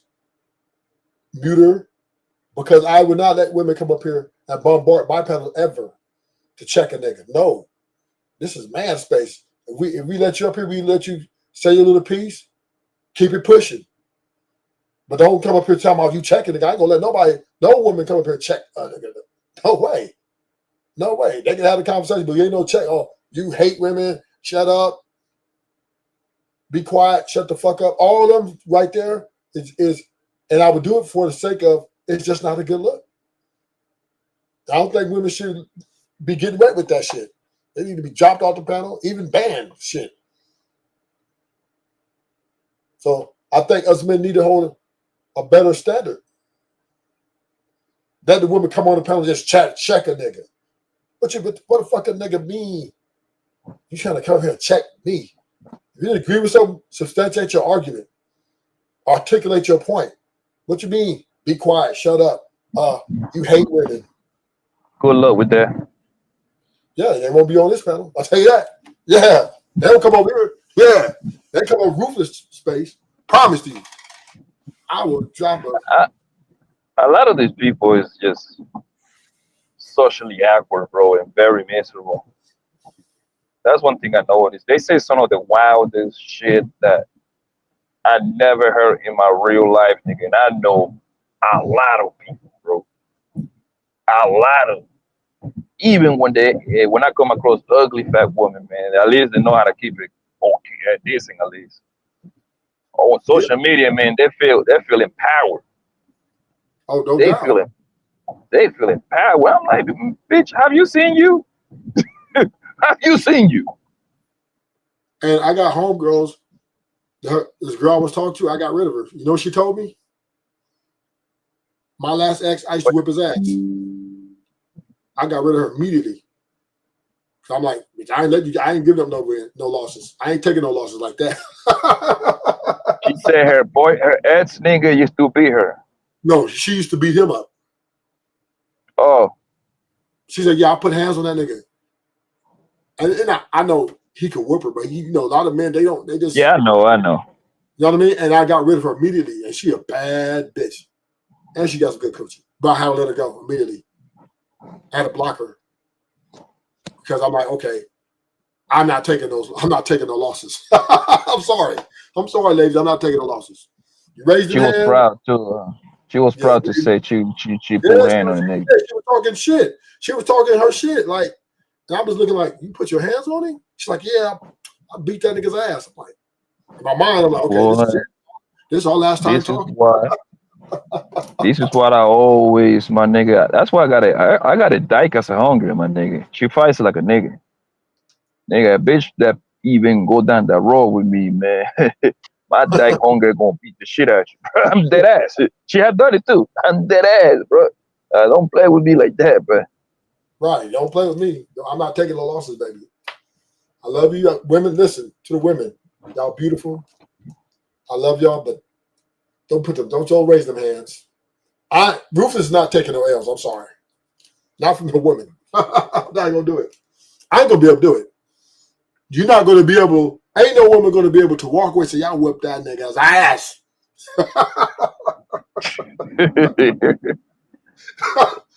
Oh shit. There ain't no way you get that. I'm gonna go ahead and do them few years in jail, whatever I gotta do. I'm not taking that. And I tell a judge, district attorney, U.S. attorney, whoever, do what y'all got to do because I do what I have to do. The crazy part, Ruthless, is like let's assume that she is right in time for 8. Yeah, going out, Poppy. Oh, no. You're going in and out. You're borking. How about now? Okay, yeah, better. I said, let's just assume that Tommy hates women. Let's just assume that, right? Let's just assume that she's telling the truth. Yeah. You know how you beat him? You know how you beat Tommy? By ignoring him at that point. If you completely ignore him, at that point, you will make him feel small. But some way, somehow, you have to engage with him. You see, you understand now what I tell you, that women are backward as hell? Yeah.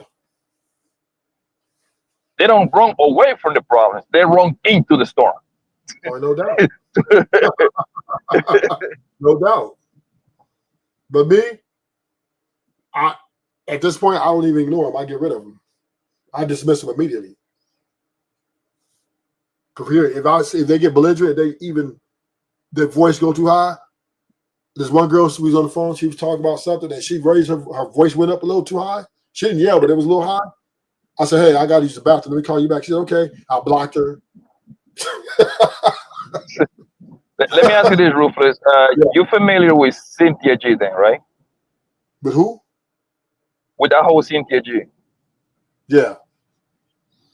How many times have you been in her channel? Cynthia G channel? Yeah. I've been on it like once or twice. Oh, okay. See, I've never been over there, right? My point is that even though she be saying some very hellacious shit, right? We just don't care. You see what I'm saying? Yeah. Like we just don't care. We know. We're like most men are gonna go over there and trying to make it change her mind. Most men gonna look at that whole like crazy, like, man, that's a crazy bitch, man. Like she's miserable. And the nigga that hit her panels, I don't know if she even got panels, but I'm gonna assume that she got a panel every now and then. The nigga that hit her panels and trying to change her mind, they deserve to get violated by them hoes over there. Because you ain't got no business go over there and trying to change that whole mind. She should violate your stupid ass. Yeah. Yeah. Facts. One word. Think. Now, I don't know if she's married or not. I don't know if she's in a relationship or not. But I'm pretty sure that when she was in a relationship with somebody, she thought that would last. She probably thought when she was young she wanted to be something and ended up being something else. Thinking doesn't make it true. And I was invited here. So I didn't know what was going on, ma'am. I was invited here. So apparently I was such a good person that someone wanted me here. So I didn't go looking for the black panel. Because let me tell you what I could be doing right now. Running my own show with 2,000 people watching. But because I care a lot about black folks and black people who are cool with me, if they ask me to come do something, I do it because they ask. Hemp asked you to come on? Huh? Hemp asked you to come on? Hemp? I said I was asked to come on. That's what I thought. The moderator and the owner of the show did not ask you to come on, correct? Somebody else. Wait a minute, ma'am. Somebody else asked you to come on, correct? Okay, ma'am. Why did you say the moderator didn't ask me? What was the point of that? My point in that was somebody that is not the owner of this show or the moderator of this show or any of us on this regular panel did not invite you. It was somebody else that usually. Okay, let me point something out to you. Don't shows get big because somebody who's watching the show tells somebody? It goes back to what I said. You're on here for the purpose of building a show. No. She overtalks. She cuts him off. And she's trying to check this nigga. And this is the type of shit that gets under my motherfucking skin. If I'm the host, I would respectfully, bro, I fucked with you. But you're going to have to let him finish his rebuttal. You can't keep cutting him off. You can't make a statement and then proceed as he responds to cut him off in mid-sentence because you're trying to quiet his voice on this panel. Well, then let us ask you, the moderator ask you to come. What the fuck? But she's trying to check this nigga. And this is the type of shit that we've got to stop. This is got to stop amongst us men. We can't let the women infiltrate our space. This is embarrassing.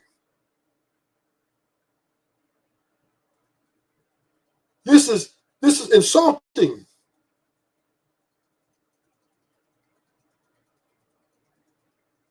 I don't care what kind of views or what. Respect is the fucking baseline. I have no problem with women coming up and speaking their mind. I have no problem. But you're going to do it in an orderly fashion. And this is another thing what I see go on in a lot of relationships. Women, they don't know how to speak in orderly fashion. They want to yell, bitch ass motherfucker, all this old shit. And a lot of men take that shit. Oh, she loves me. Oh, let me go to your phone. Nigga, I'm going to your phone. And though she don't pay the bill. Oh, this means she loves me. And I think men receive that type of stuff as love, a care, because they can't get nothing else from these females.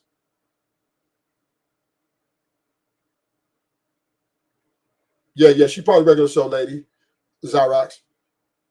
I think men receive that shit as love. Oh, she's yelling over, talking to me. Oh, you better not be. I'm going to your phone. Oh, who's this, you bitch ass thing? I'm going to your phone. Nigga like, oh, she cares. And I see the homies do this shit all the time.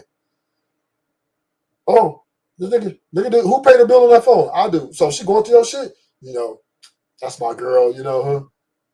Nigga, what that's no. Huh? That's no ham. That's no ham sister.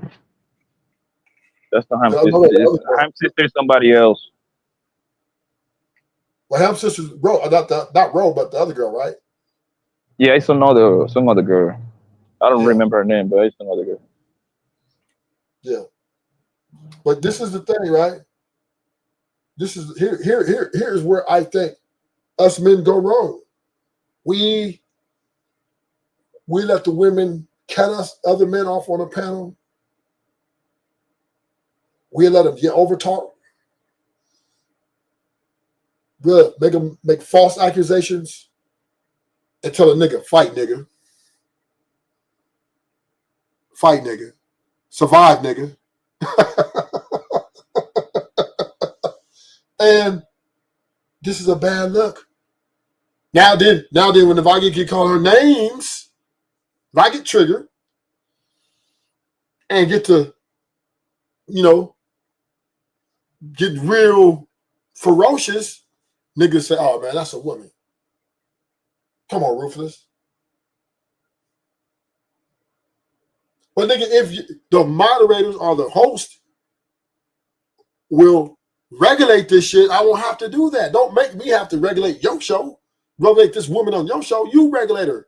Because I'm trying to keep it respectful. I'm trying to have the conversation. I'm listening. I'm responding.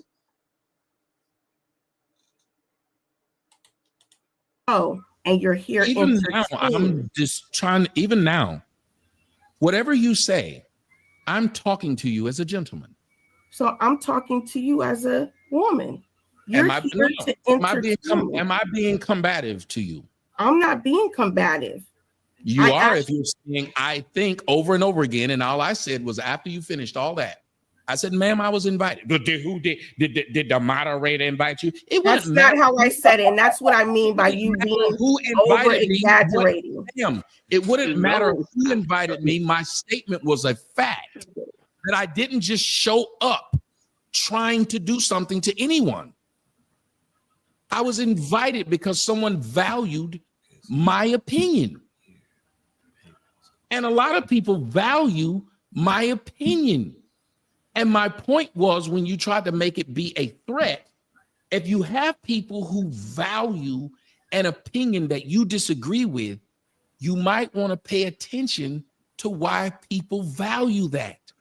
Because if we live in a world where we only hear what we agree with, we will never know the potential of other people out there. White people learn how to take over blacks, Indians, and everybody they took over. You know how they learn how to do it? By being amongst them. That's what Thanksgiving was. Being amongst them. Black folks, the only people who believe if you don't like a motherfucker, don't listen to them. Everybody else believes if you want to get to know people, you got to get to know them. That's why we the only people who sit around in America and barely can speak English, but can't speak another language. Yet everybody else speaks another language. Because we think our small bubble is enough. And we'll only be around people who agree with us. And I think he doesn't like black women. And I think. And while you think, you should want to find out. That's what being a scholar is. You might think something, but you want to know at the end. Tell a friend, and we out. That means before you think, do your research or listen, evaluate, analyze. Then you might understand clearly. But most of the time, a lot of people listen to respond, not to understand. So if you listen to respond, you're going to say anything. So we do have to be like having some sort of respect thing amongst black people or amongst women and men, period. I understand you women want to be heard. I know, boo, you want your lungs to be washed down with a bunch of rhetoric. But it doesn't get us anywhere or doesn't move us in a place of solution if we're constantly being disrespectful, over talking. And when we have these conversations on these panels, there is always, for a lot of times, we're trying to get to a resolution. And you women need to understand it. And the men too. We be we get off to a little bit, you know.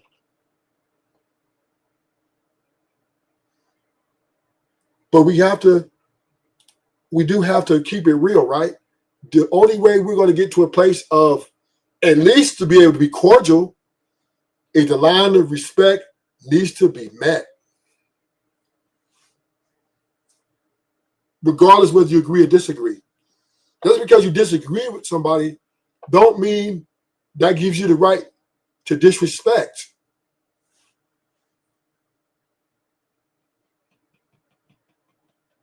Because then nobody's going to hear you. You're just going to be yelling all over the place. But once again, what can we expect from women, right? What can we expect from y'all, right? What type of etiquette and stoicism we expect from these women, right? That's why we the men got to regulate these things to keep these emotions in check, so that we can have a productive conversation. That's all we want to do. That's all we want to do, boo.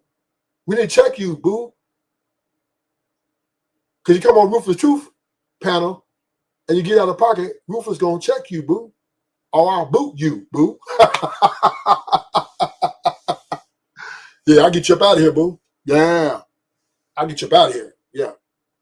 I fuck with Tamika, though. I respectfully to Tamika, she came up. She handled herself pretty well.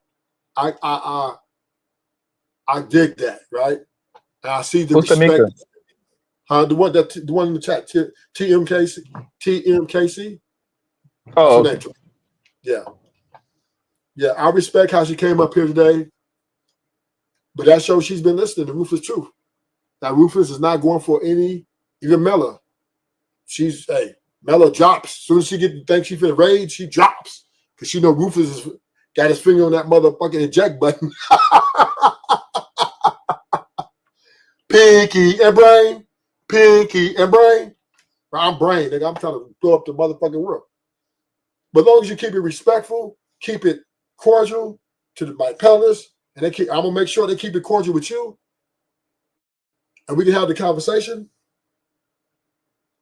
Boom, let's do it. Let's do it. Zyrax come up here with this crazy stuff. I'll be, you know, but she keeps it respectful, even though she's delusional. Sugar Bomb, you know, she's delusional too. You know, she's probably a side piece chick, most likely, at best. I like Sugar Bomb, but she's a side piece at best.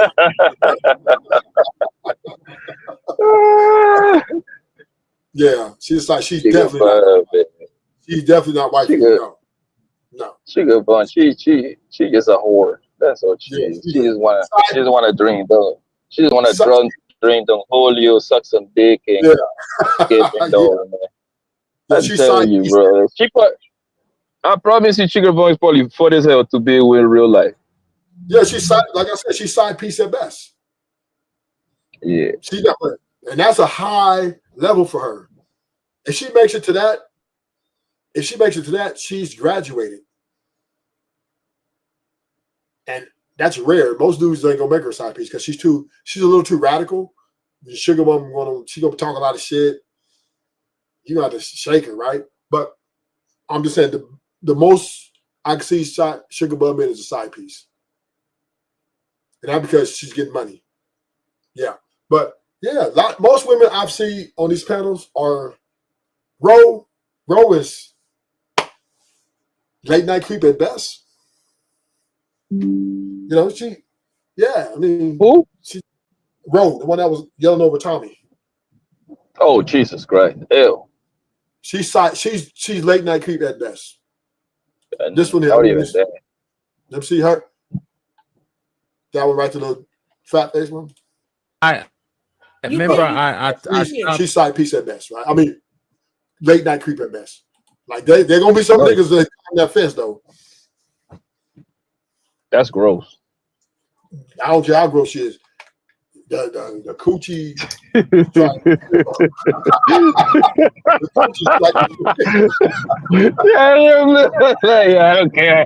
don't care. The coochie. Right? Niggas, I can't do it, bro. I just can't do it. Hey, niggas is coming up over the fence, around the wall, under the motherfucking between the garbage cans, up through that window, nigga. Because coochie strike is real.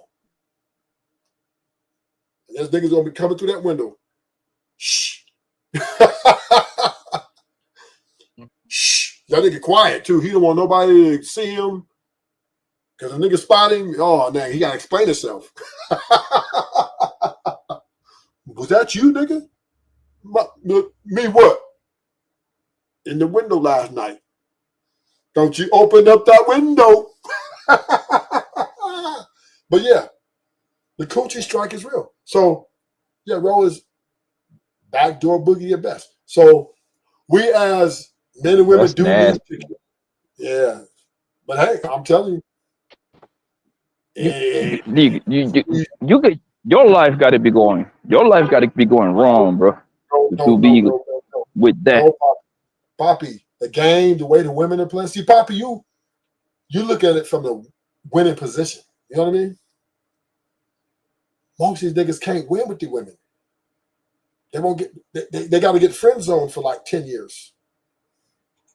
Rufus, to be fair, in my lifetime, I have fucked a couple of ugly women, but at least under that, I don't fuck a couple of ugly women, but the ugly women that I hit, they have beautiful bodies. The 5 ugly women that I hit, they all got nice ass bodies. You see what I'm saying?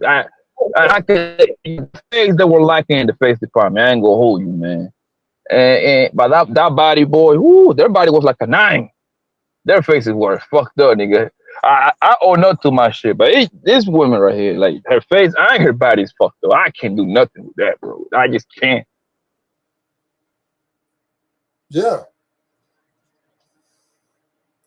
If we look at Ro with the hat on, we would like she'd be dead to me in real life. I was walking past her. Like she's like, you didn't see me at the where? Yeah, where? I walked right past you. I tried to say hi, but I had women like her say that to me. You didn't see me at the mall. I was walking right past you. I even waved at you.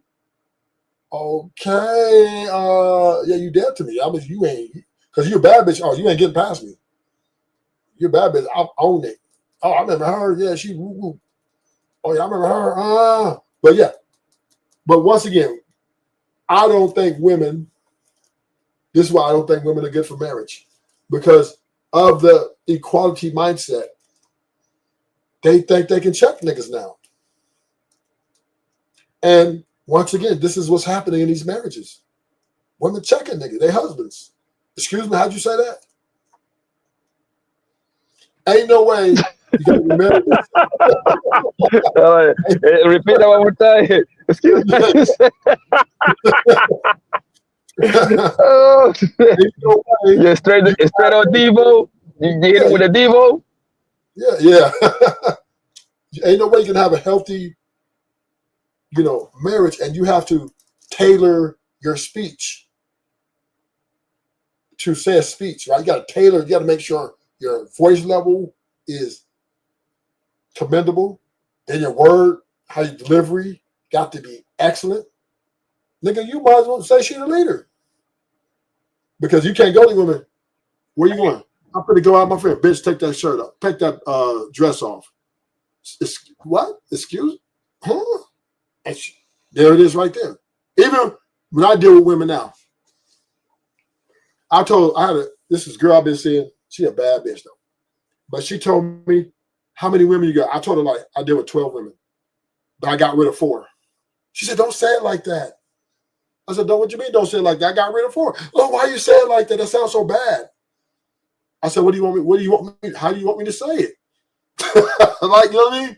She necessarily wasn't offended, but because I told her I got rid of these certain women, she didn't. She was like, that doesn't sound right. And this is how these women are. They think they're equal. Like, you don't have like men don't have a right to get rid of women.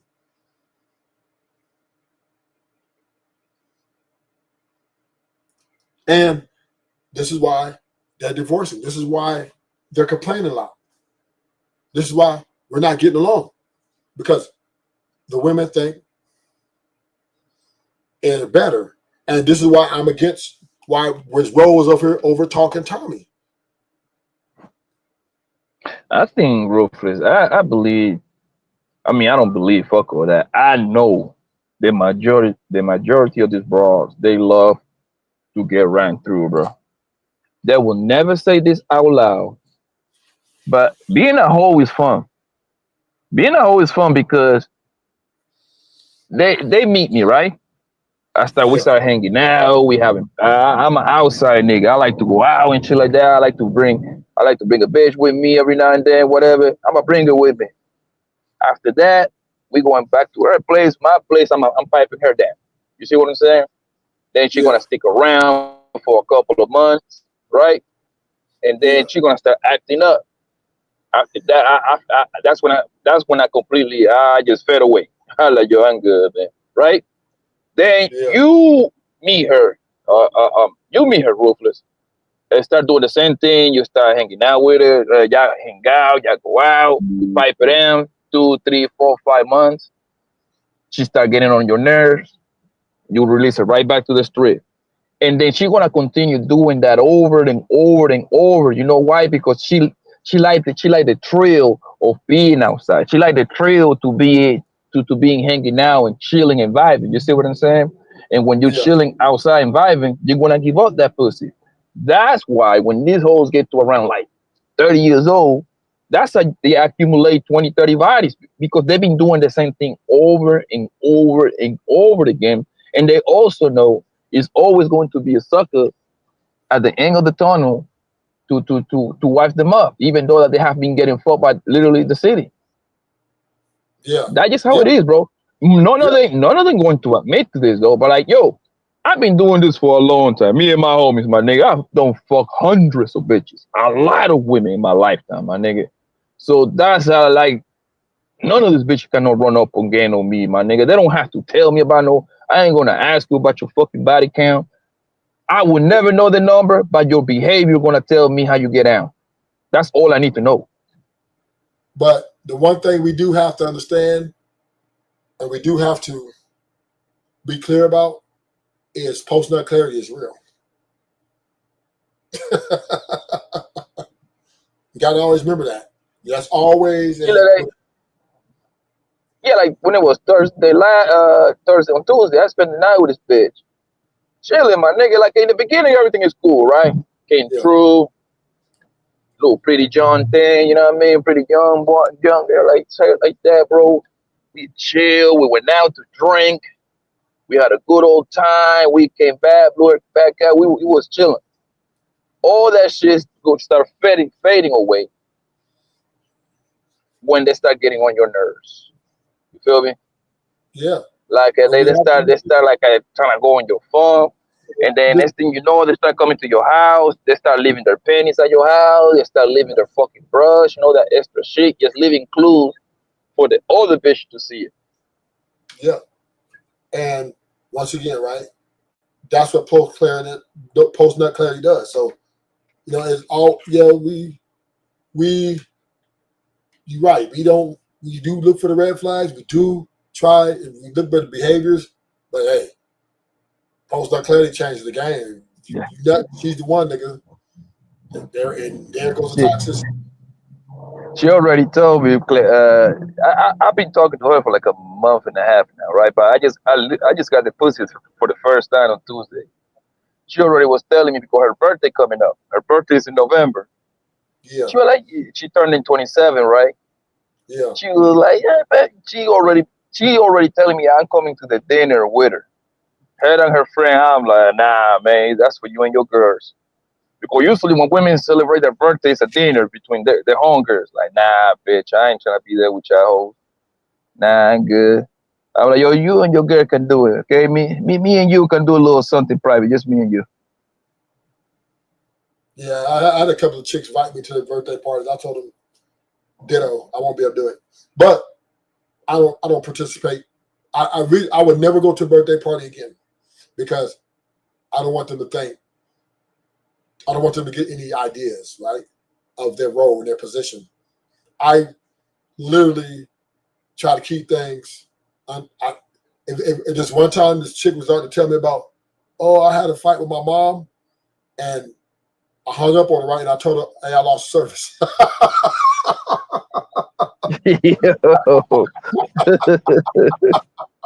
Because I didn't want to hear that shit, right? I mean, I didn't want to hear that shit. You know what I'm saying? I don't want you to start confiding in me. You know what I mean? I don't want you to no. I don't want you to get to thinking that, oh, he's there for me like that, because then I know what comes with that. And then I got to get rid of you faster. And you got some good coochie, so I want to keep you around for a little while. So, oh, my phone died, baby. I'll hit you back tomorrow. They usually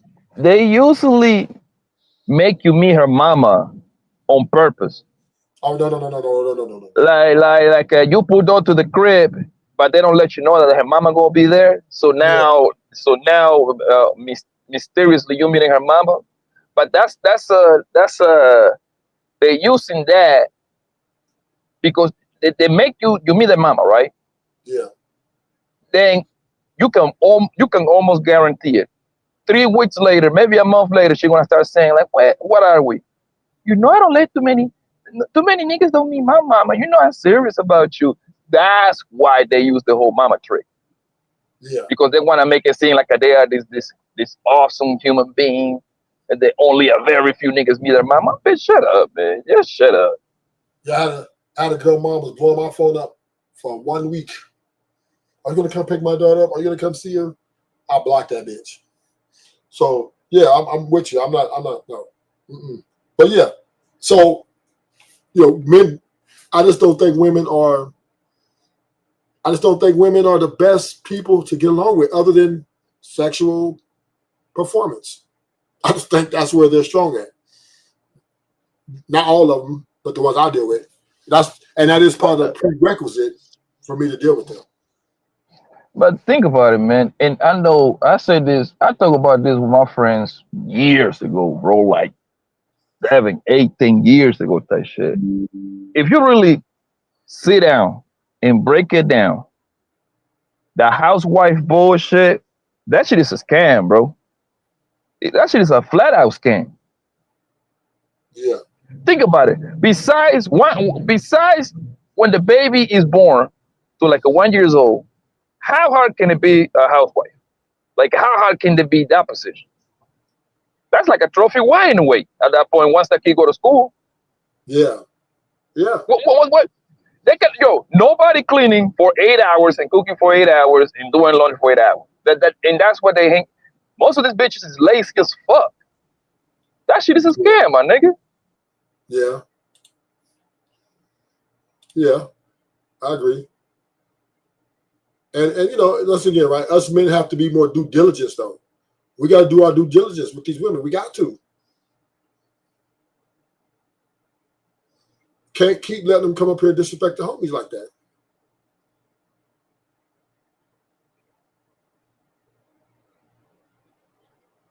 That should be that should be code. That should be code.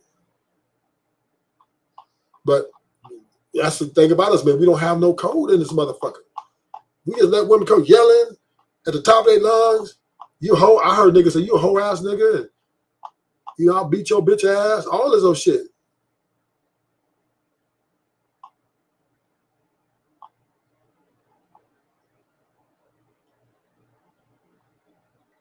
And this is where, we have to bridge the gap between us men. We got to have some type of code.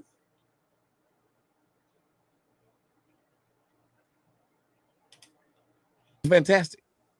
I know you say you don't play, you're not a sports guy and everything, but you had to feel good about last night, right? What? The Falcons won. Yeah, no. Damn it. You did some that purple stuff.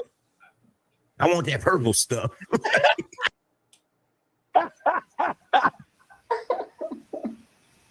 You look young. You don't look old enough to have no child at that age. 26. Yeah, he's my Impressive. youngest.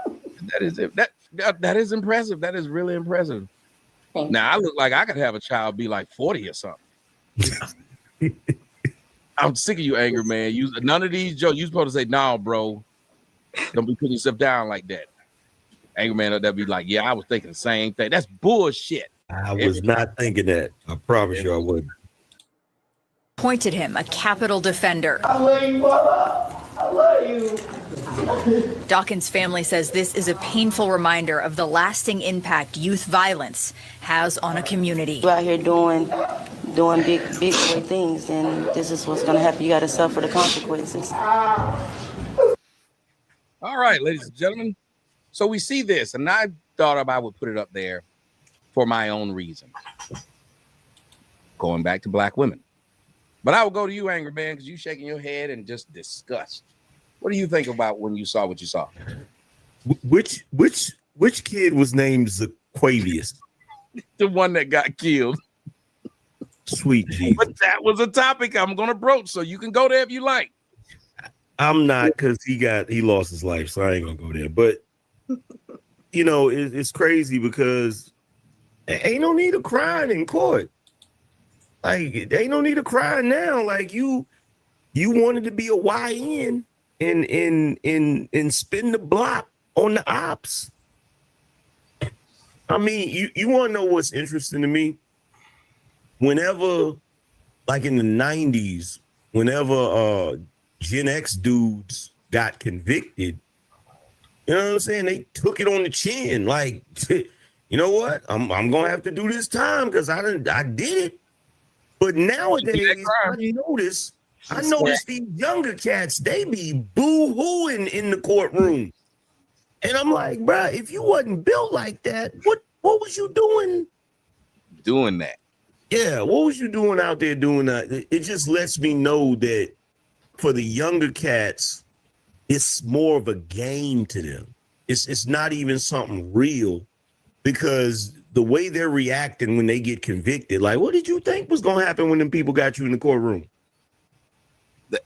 I'm with you. Now, I'm going to couple it with something else before I let everybody else talk. I'm going to couple it with this. You're not supposed to do that. You're not supposed to do that. I need my license plate back on my car. I have 6 days. You're not supposed to do that. You racist ass. If you don't get back in your car, you're going to get arrested. If you're going to get back in your car, get back in your car. Get back in the car. I'm a license, bitch. What's wrong with you? Get the f out my face. If I slap your ass. Get the f out my face. Don't touch me. Freedom of speech, bitch. Get the f out my face. Now, this woman did all that.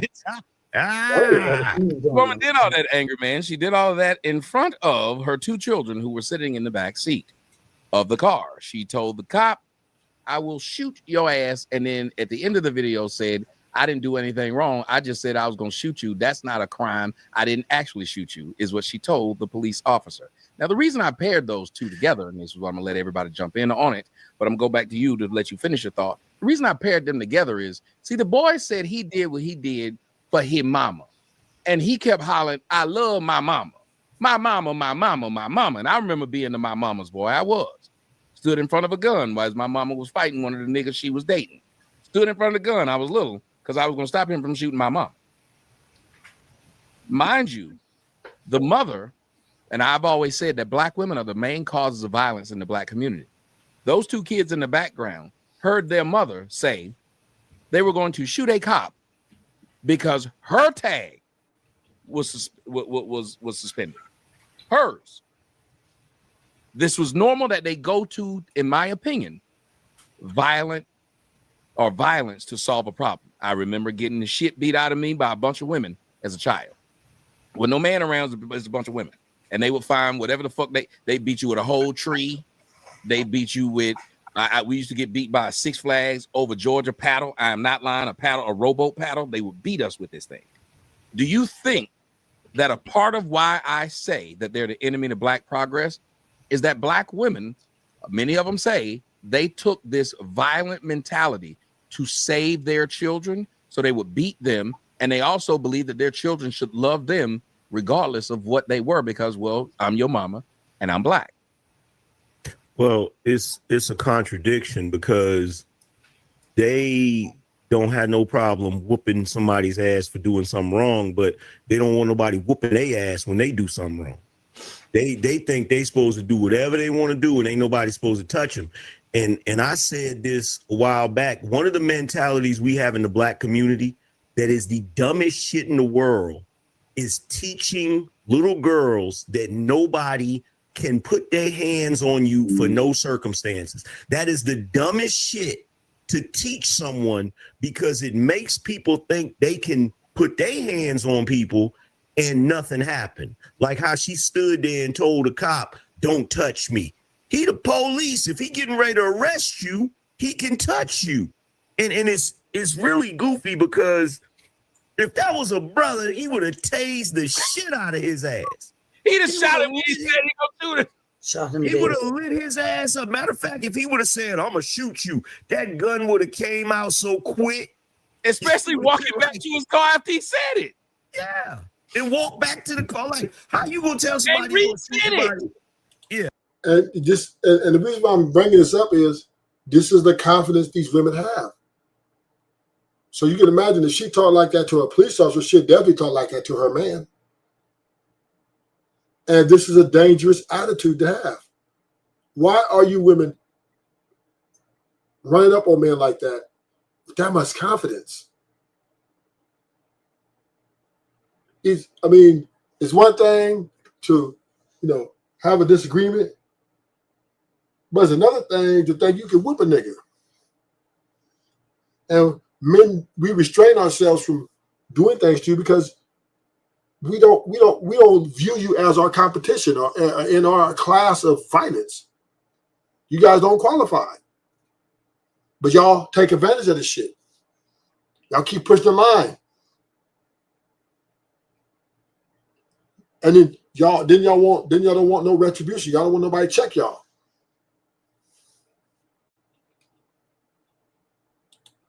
Yeah, nah. I think you are wrong. Like, I was against her until she said freedom of speech. Now I'm in favor.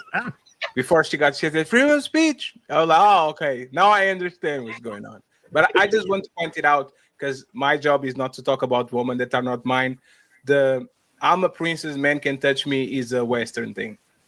Like, so y'all don't have we know that. Huh? Y'all don't have this issue. Oh, absolutely. The white girls put their this is most men that deal with women on the West have their ads put on them by a woman, and they're not expecting you to eat back at all. And like a woman will be Pikachu surprised, like with the Pikachu face looking at you after she puts her hand on you when you retaliate. She'll be like, "Oh, how can you do that? What?" Because they are not expecting retaliation, and white women are very known for actually think that nothing happened to them. I don't talk about Black American women because I don't date them, but I think it's widespread. Like feminism really made the woman think that they can touch people without getting checked back. So yeah, and freedom of speech. There's a video that was on X, right, where this woman hauled off and slapped this guy. It sounded like they were Russian because they was in this bar. Yeah, hauled off and slapped this guy, and he slapped the holy hell out of her. He slapped her so hard, like she stood up and leaned on the bar like nothing had happened, like she had reevaluated her whole life. Oh no, he rebooted her program. You know how sometimes you got to just reboot the whole thing, that Control Alt Delete. He did that, and when he reset, it had Windows 11 on that motherfucker. He went into that task manager and ended her program. That's what the fuck he did. My whole life flashed before our eyes. But can I ask a question? Jesus Christ. Is that a man's fault? Because we men kind of raise our kids in a way where, you don't even touch a woman with a flower or something like that. Like, always convincing these women that they shouldn't get nothing happened to them. Like, is it the men that are raising them, or is the other women that are selling them this? Well, they're not being raised by men, so it's got to be the women. That's it. That's what it is. So, and the women, and they see the women be violent with men also. I posted a video on Twitter that went viral where these dudes getting their ass whooped, these young niggas. Okay. Again, man, this is what happens. This is why you never let a woman maintain you, right? So these dudes that's, fucking for a place to stay, right? They got to put up with whatever they get. And there's another video going around now of a girl on a train. I just seen this in the daytime. I don't know if you've seen it, but she cussing a nigga out, putting hands on some random nigga, bullying the whole Debo-ing the whole fucking train, bro. And y'all forgot one of the most infamous slaps of all time. I can't believe. Well, for one, Tommy, I know you remember this one with the 8-ball jacket. 8-ball jacket guy. That nigga's a hero. That nigga's a hero. That slap, that motherfucking slap came from Back to the Future, nigga. Past, present, the future. But now 8-ball jacket guy, and then Tommy, I don't know if you remember this. It wasn't a slap, but remember the McDonald's guy, Raynard.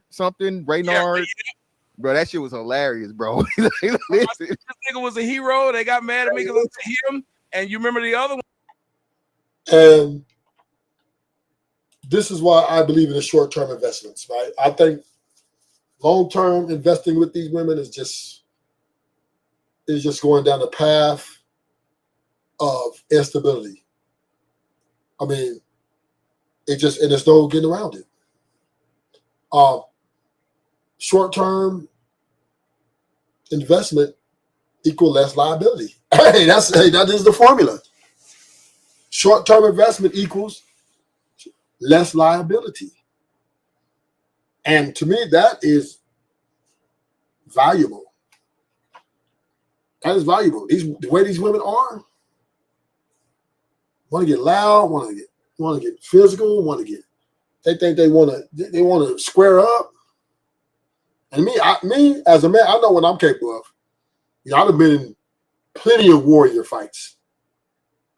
Record's pretty outstanding. So I'm not gonna, man, this woman squaring up. Oh man, I'm about to get you up out of here. Let me get you Uber and get you where you want to go. Tell me where you want to go. I want to go. All right, bam, I'll hit you up tomorrow. You will never ever, she'll never ever see me again. Because this just can't be tolerated. His nigga Rufus crazy. Never, ever. I'm telling you, I think it's women hitting men. I think it's men fall. I think it's men fall because it's little. Because you have a little girl and a little boy, right? I see this in my own house, right? The little girl usually want to push the issue, and then we tell our little boy, you don't hate no woman, you don't touch her, you actually defend her. So automatically in her brain, she's gonna grow up with that in her brain. She's gonna go to school in booking fights with niggas because she knows she's gonna have brothers, her cousin, or a little brother, whatever the case might be. Come defender. You see what I'm saying? I see that all the time. It's kind of like that right there. I believe that's men's fault. Well, know when they. Let me clarify that, Rufus.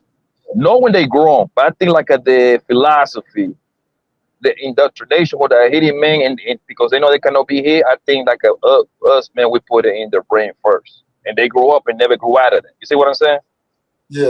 I mean, I kind of agree with you because I'm thinking it had to be a point to where, other men had to shame other men for this. Like, hey, don't check her like that. Why are you yelling at her?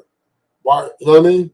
And even to a point that they're ready to get out with you for it. So I do think that men play a large part, even though this does not acquit women of even trying to take advantage of that situation.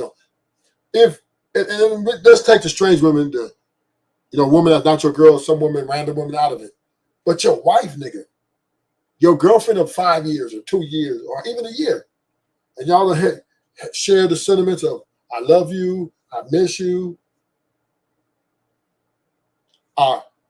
We said all these dreams. Why are you doing this to me, though? That's the question. I give you some strange women, some strange nigga. Ah, okay, yeah, the man, maybe her brothers, she been gaslighting. But the man you pick, the man you supposedly, quote unquote, love and admonish, why are you pulling up on him after he done paid for 150 dates? Why are you still pulling up on him?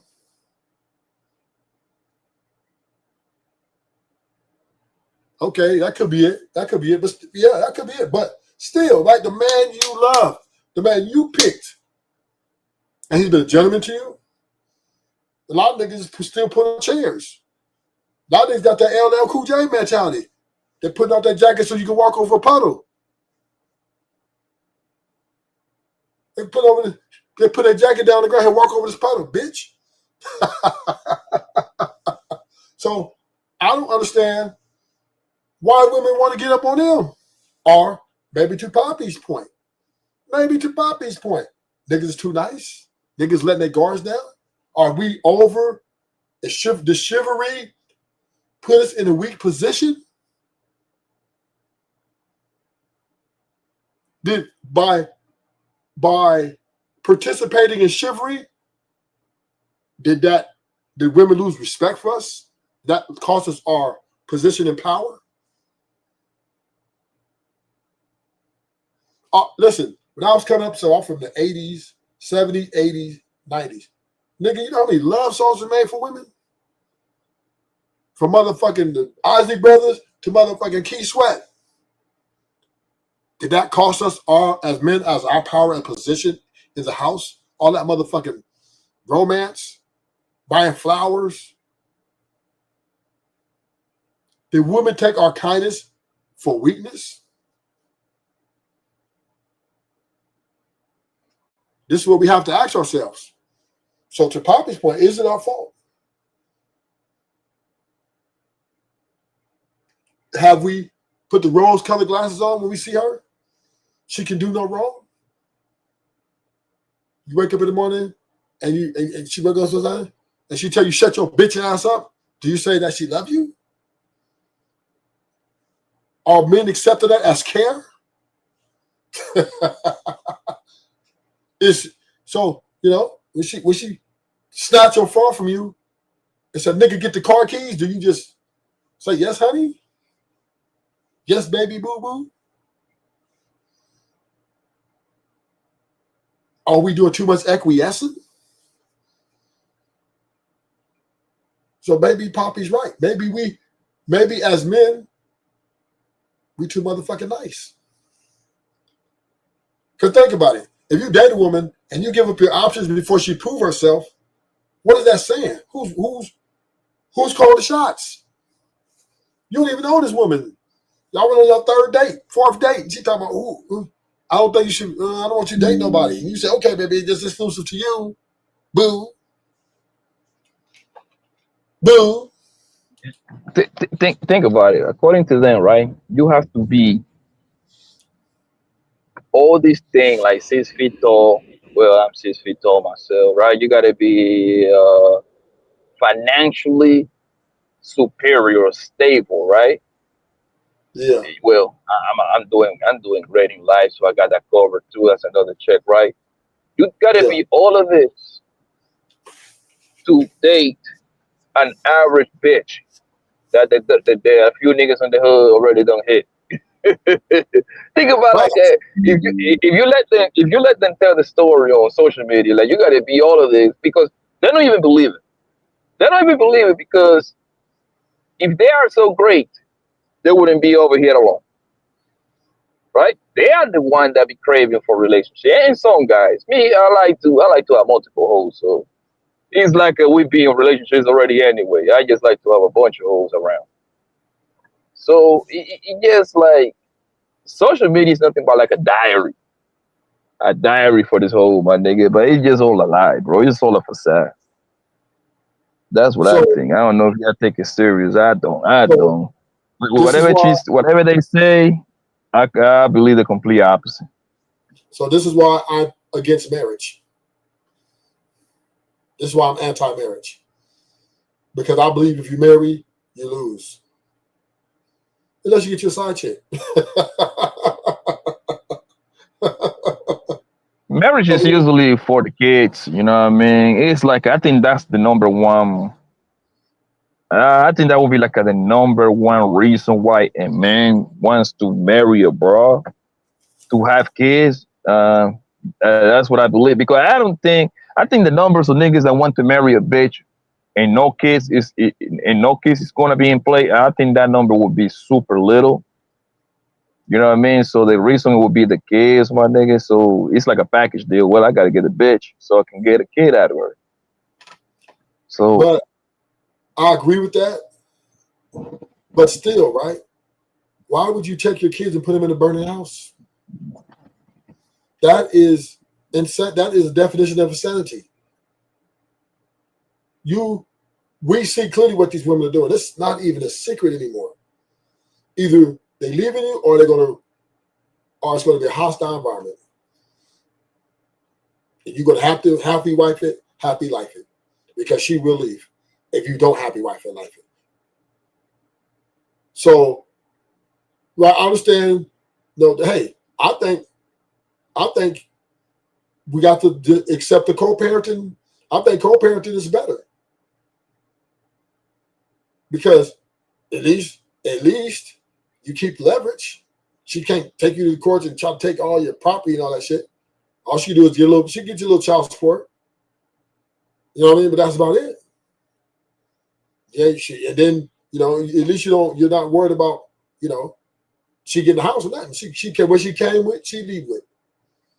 But I think men need to get out of this delusion. I think you're right, Poppy. Bearing for the kids is not good enough because she's taking the kids and leaving your ass anyway, nigga. She's scourge. yeah, the kids become leverage. They're right, a pawn. A pawn when that's actually a better word. Thank you. The kids become a pawn because now I can actually, because especially it's like this, and that's what I keep telling you. This whole is backwards, right? Because if you don't give a damn about no kids, you know what they do? They leave you alone. Yeah. If you are willing to sacrifice them kids, bro, them bitches will leave you alone, nigga. I seen that shit with my own eyes, bro. I was like, yo, that's what I came up with the whole bitches is fucking backwards, like 14 years ago. If the bitch know that you care about your kids, oh nigga, she gonna use that against you, bro. So now she know what's your weak, she know where you're weak at. You see what I'm saying? Yes. So now the court come in play. Now she dictates, especially when you got like a new bitch or something. So now she dictates if the kid can come over later or not. She need to meet the bitch, blah, blah, blah. And I know if it was a sorry asshole in this panel, she will use it the other way. Men do the same thing. Yeah, but it's different. For the most part, a nigga wants to know if kid going to be around like a nigga that you never know how that nigga get out. You see what I'm saying? That he doing something funny to kids. You feel me? Yeah. It's a little bit harder. It's gonna be a little bit harder if I get a new bitch. Most likely she ain't going to see the kid anyway. Yeah. Like that. Yeah. You see? So it's two different scenarios. Yes. Yeah. Good point. Think about it. Every time that a lot of those stories are like how these women don't get in touch, and even the boys, is usually somebody that they know. It's usually like their stepdaddy, bro. Yep. How do you think he got that off? He already in the crib. Yep. And this is why I believe men have to look at this shit in the business perspective. I mean, if you got a little money saved up, like let's say you got a nice amount of money, you want to have your legacy, I say you negotiate. You find a woman who's attracted to you, y'all kind of cool. You need to come in and look, I need to have these kids. You know what I mean? Let's have these kids. And I'll give you $10,000 to you come visit them on the weekends. But I'll give you $10,000 so I get full custody. Yeah. I think that's what men should start looking at like that. Because if we continue down the path of, oh, Cinderella, baby forever, ever. You know what I mean? This, because men are still delusional about this shit. Niggas only, I introduced this co-parenting to these niggas on, who was it? Freezy? It was Izzy channel. Them niggas paid to get me off.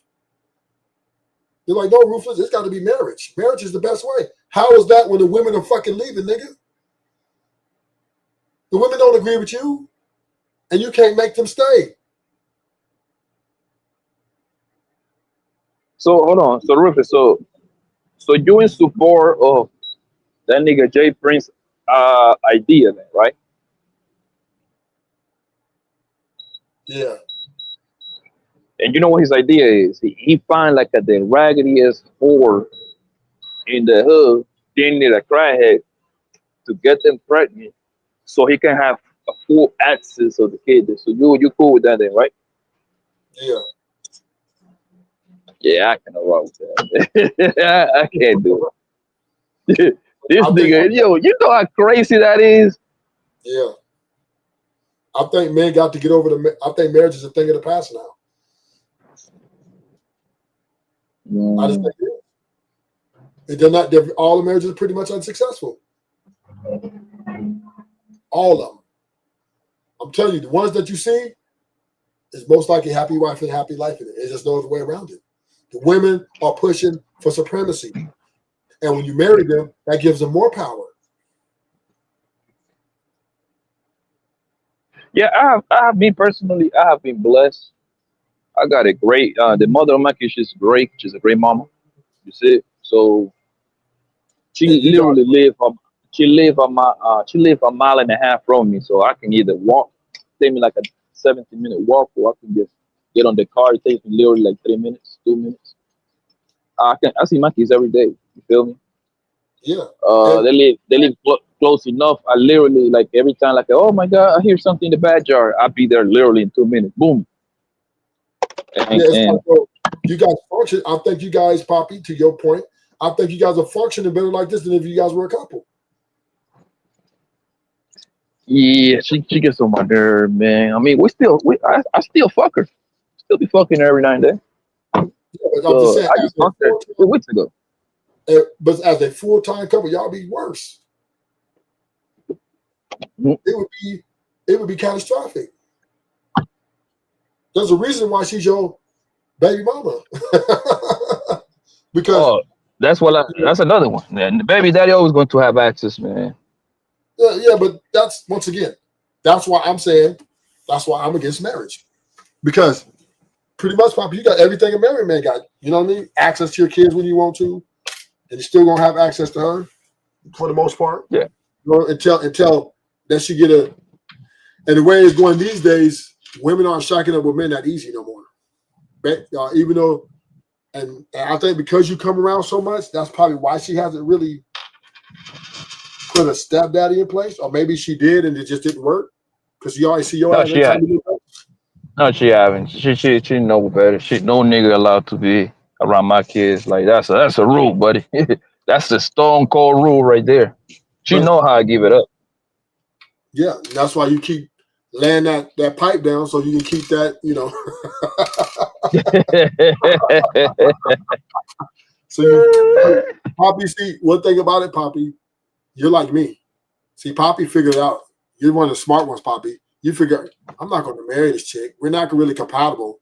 But in this role here, in this role right here, as co-parenting, and she's let me have access to her coochie to keep her, keeping everything low key and balanced out a little bit, is a better proposition for you. And that way you can still have as many girls you like. You can still have other women and not have to worry about, her working through your phone and argue with you and fighting you and all this shit. And this is optimal. You're winning. But the married man, oof. These niggas is losing. They wander around talking about, and then they come on these spells telling other men to get married. Yeah, I can get back with her whenever I want. Yeah, yes. the condition. Like she switch up the game on me. She don't want me to fuck other women. You know not to make that move. Yeah, I like nah, man. I know I ain't gonna stop. I ain't gonna stop. I ain't gonna stop, bro. So she just like she always talk about family, this and that. Well, I'm like, yo, we are family. We got kids, nigga. So, but she nah, bro. She was okay. You ain't making that stupid ass move. That would be not be in your best interest. I get the best of both worlds, pretty much. Yeah, that's why you keep it like it is, nigga. Yeah, I'm not trying to run as much as I can, boy. You know what I mean? See, because I like bitches, bro. It just like I just don't. I know I ain't gonna be with just one bro, my nigga. So it's just that's like a headache waiting to happen, bro. Like, I can be quiet for a couple of months, you feel me? But if I see something that I like, I'm gonna attack it, my nigga, and I'm gonna take it down, bro. And man, I just like I don't got the time to be just explaining myself all day long. And nah, bro, my shit is in the open, bro. You watch my Instagram, nigga, I be having all kind of bitches sitting on my lap, bro. Ain't no bitch can tell me nothing, bro. And it's because you're smart, Pop. You're not taking that badass contract. Because the moment and sometimes you think about it, should I get back? Should I pull up? And you think about the memories. And then that song comes to your head, drifting on a memory. And you be like, hell no. Yeah. What no? Because you know, like women, I see my kids every day though. Matter of fact, I'm on my way to pick up the kids right now. We gotta go to practice. I'm literally 15 minutes away.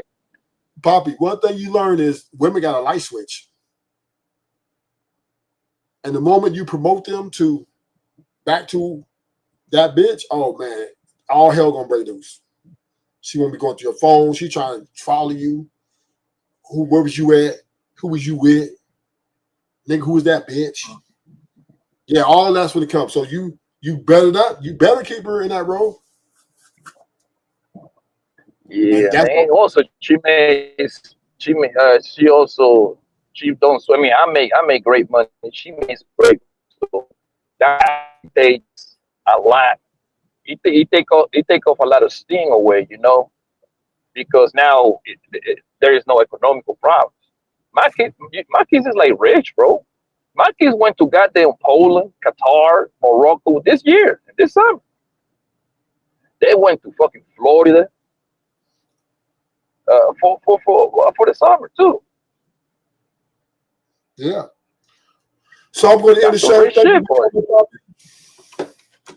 Thank you for coming. For the end of the show. About to shut it down? Yeah, about to shut it down. I got places to be, people to see, things to go, coochie to fuck. Oh shit, my nigga. Yeah.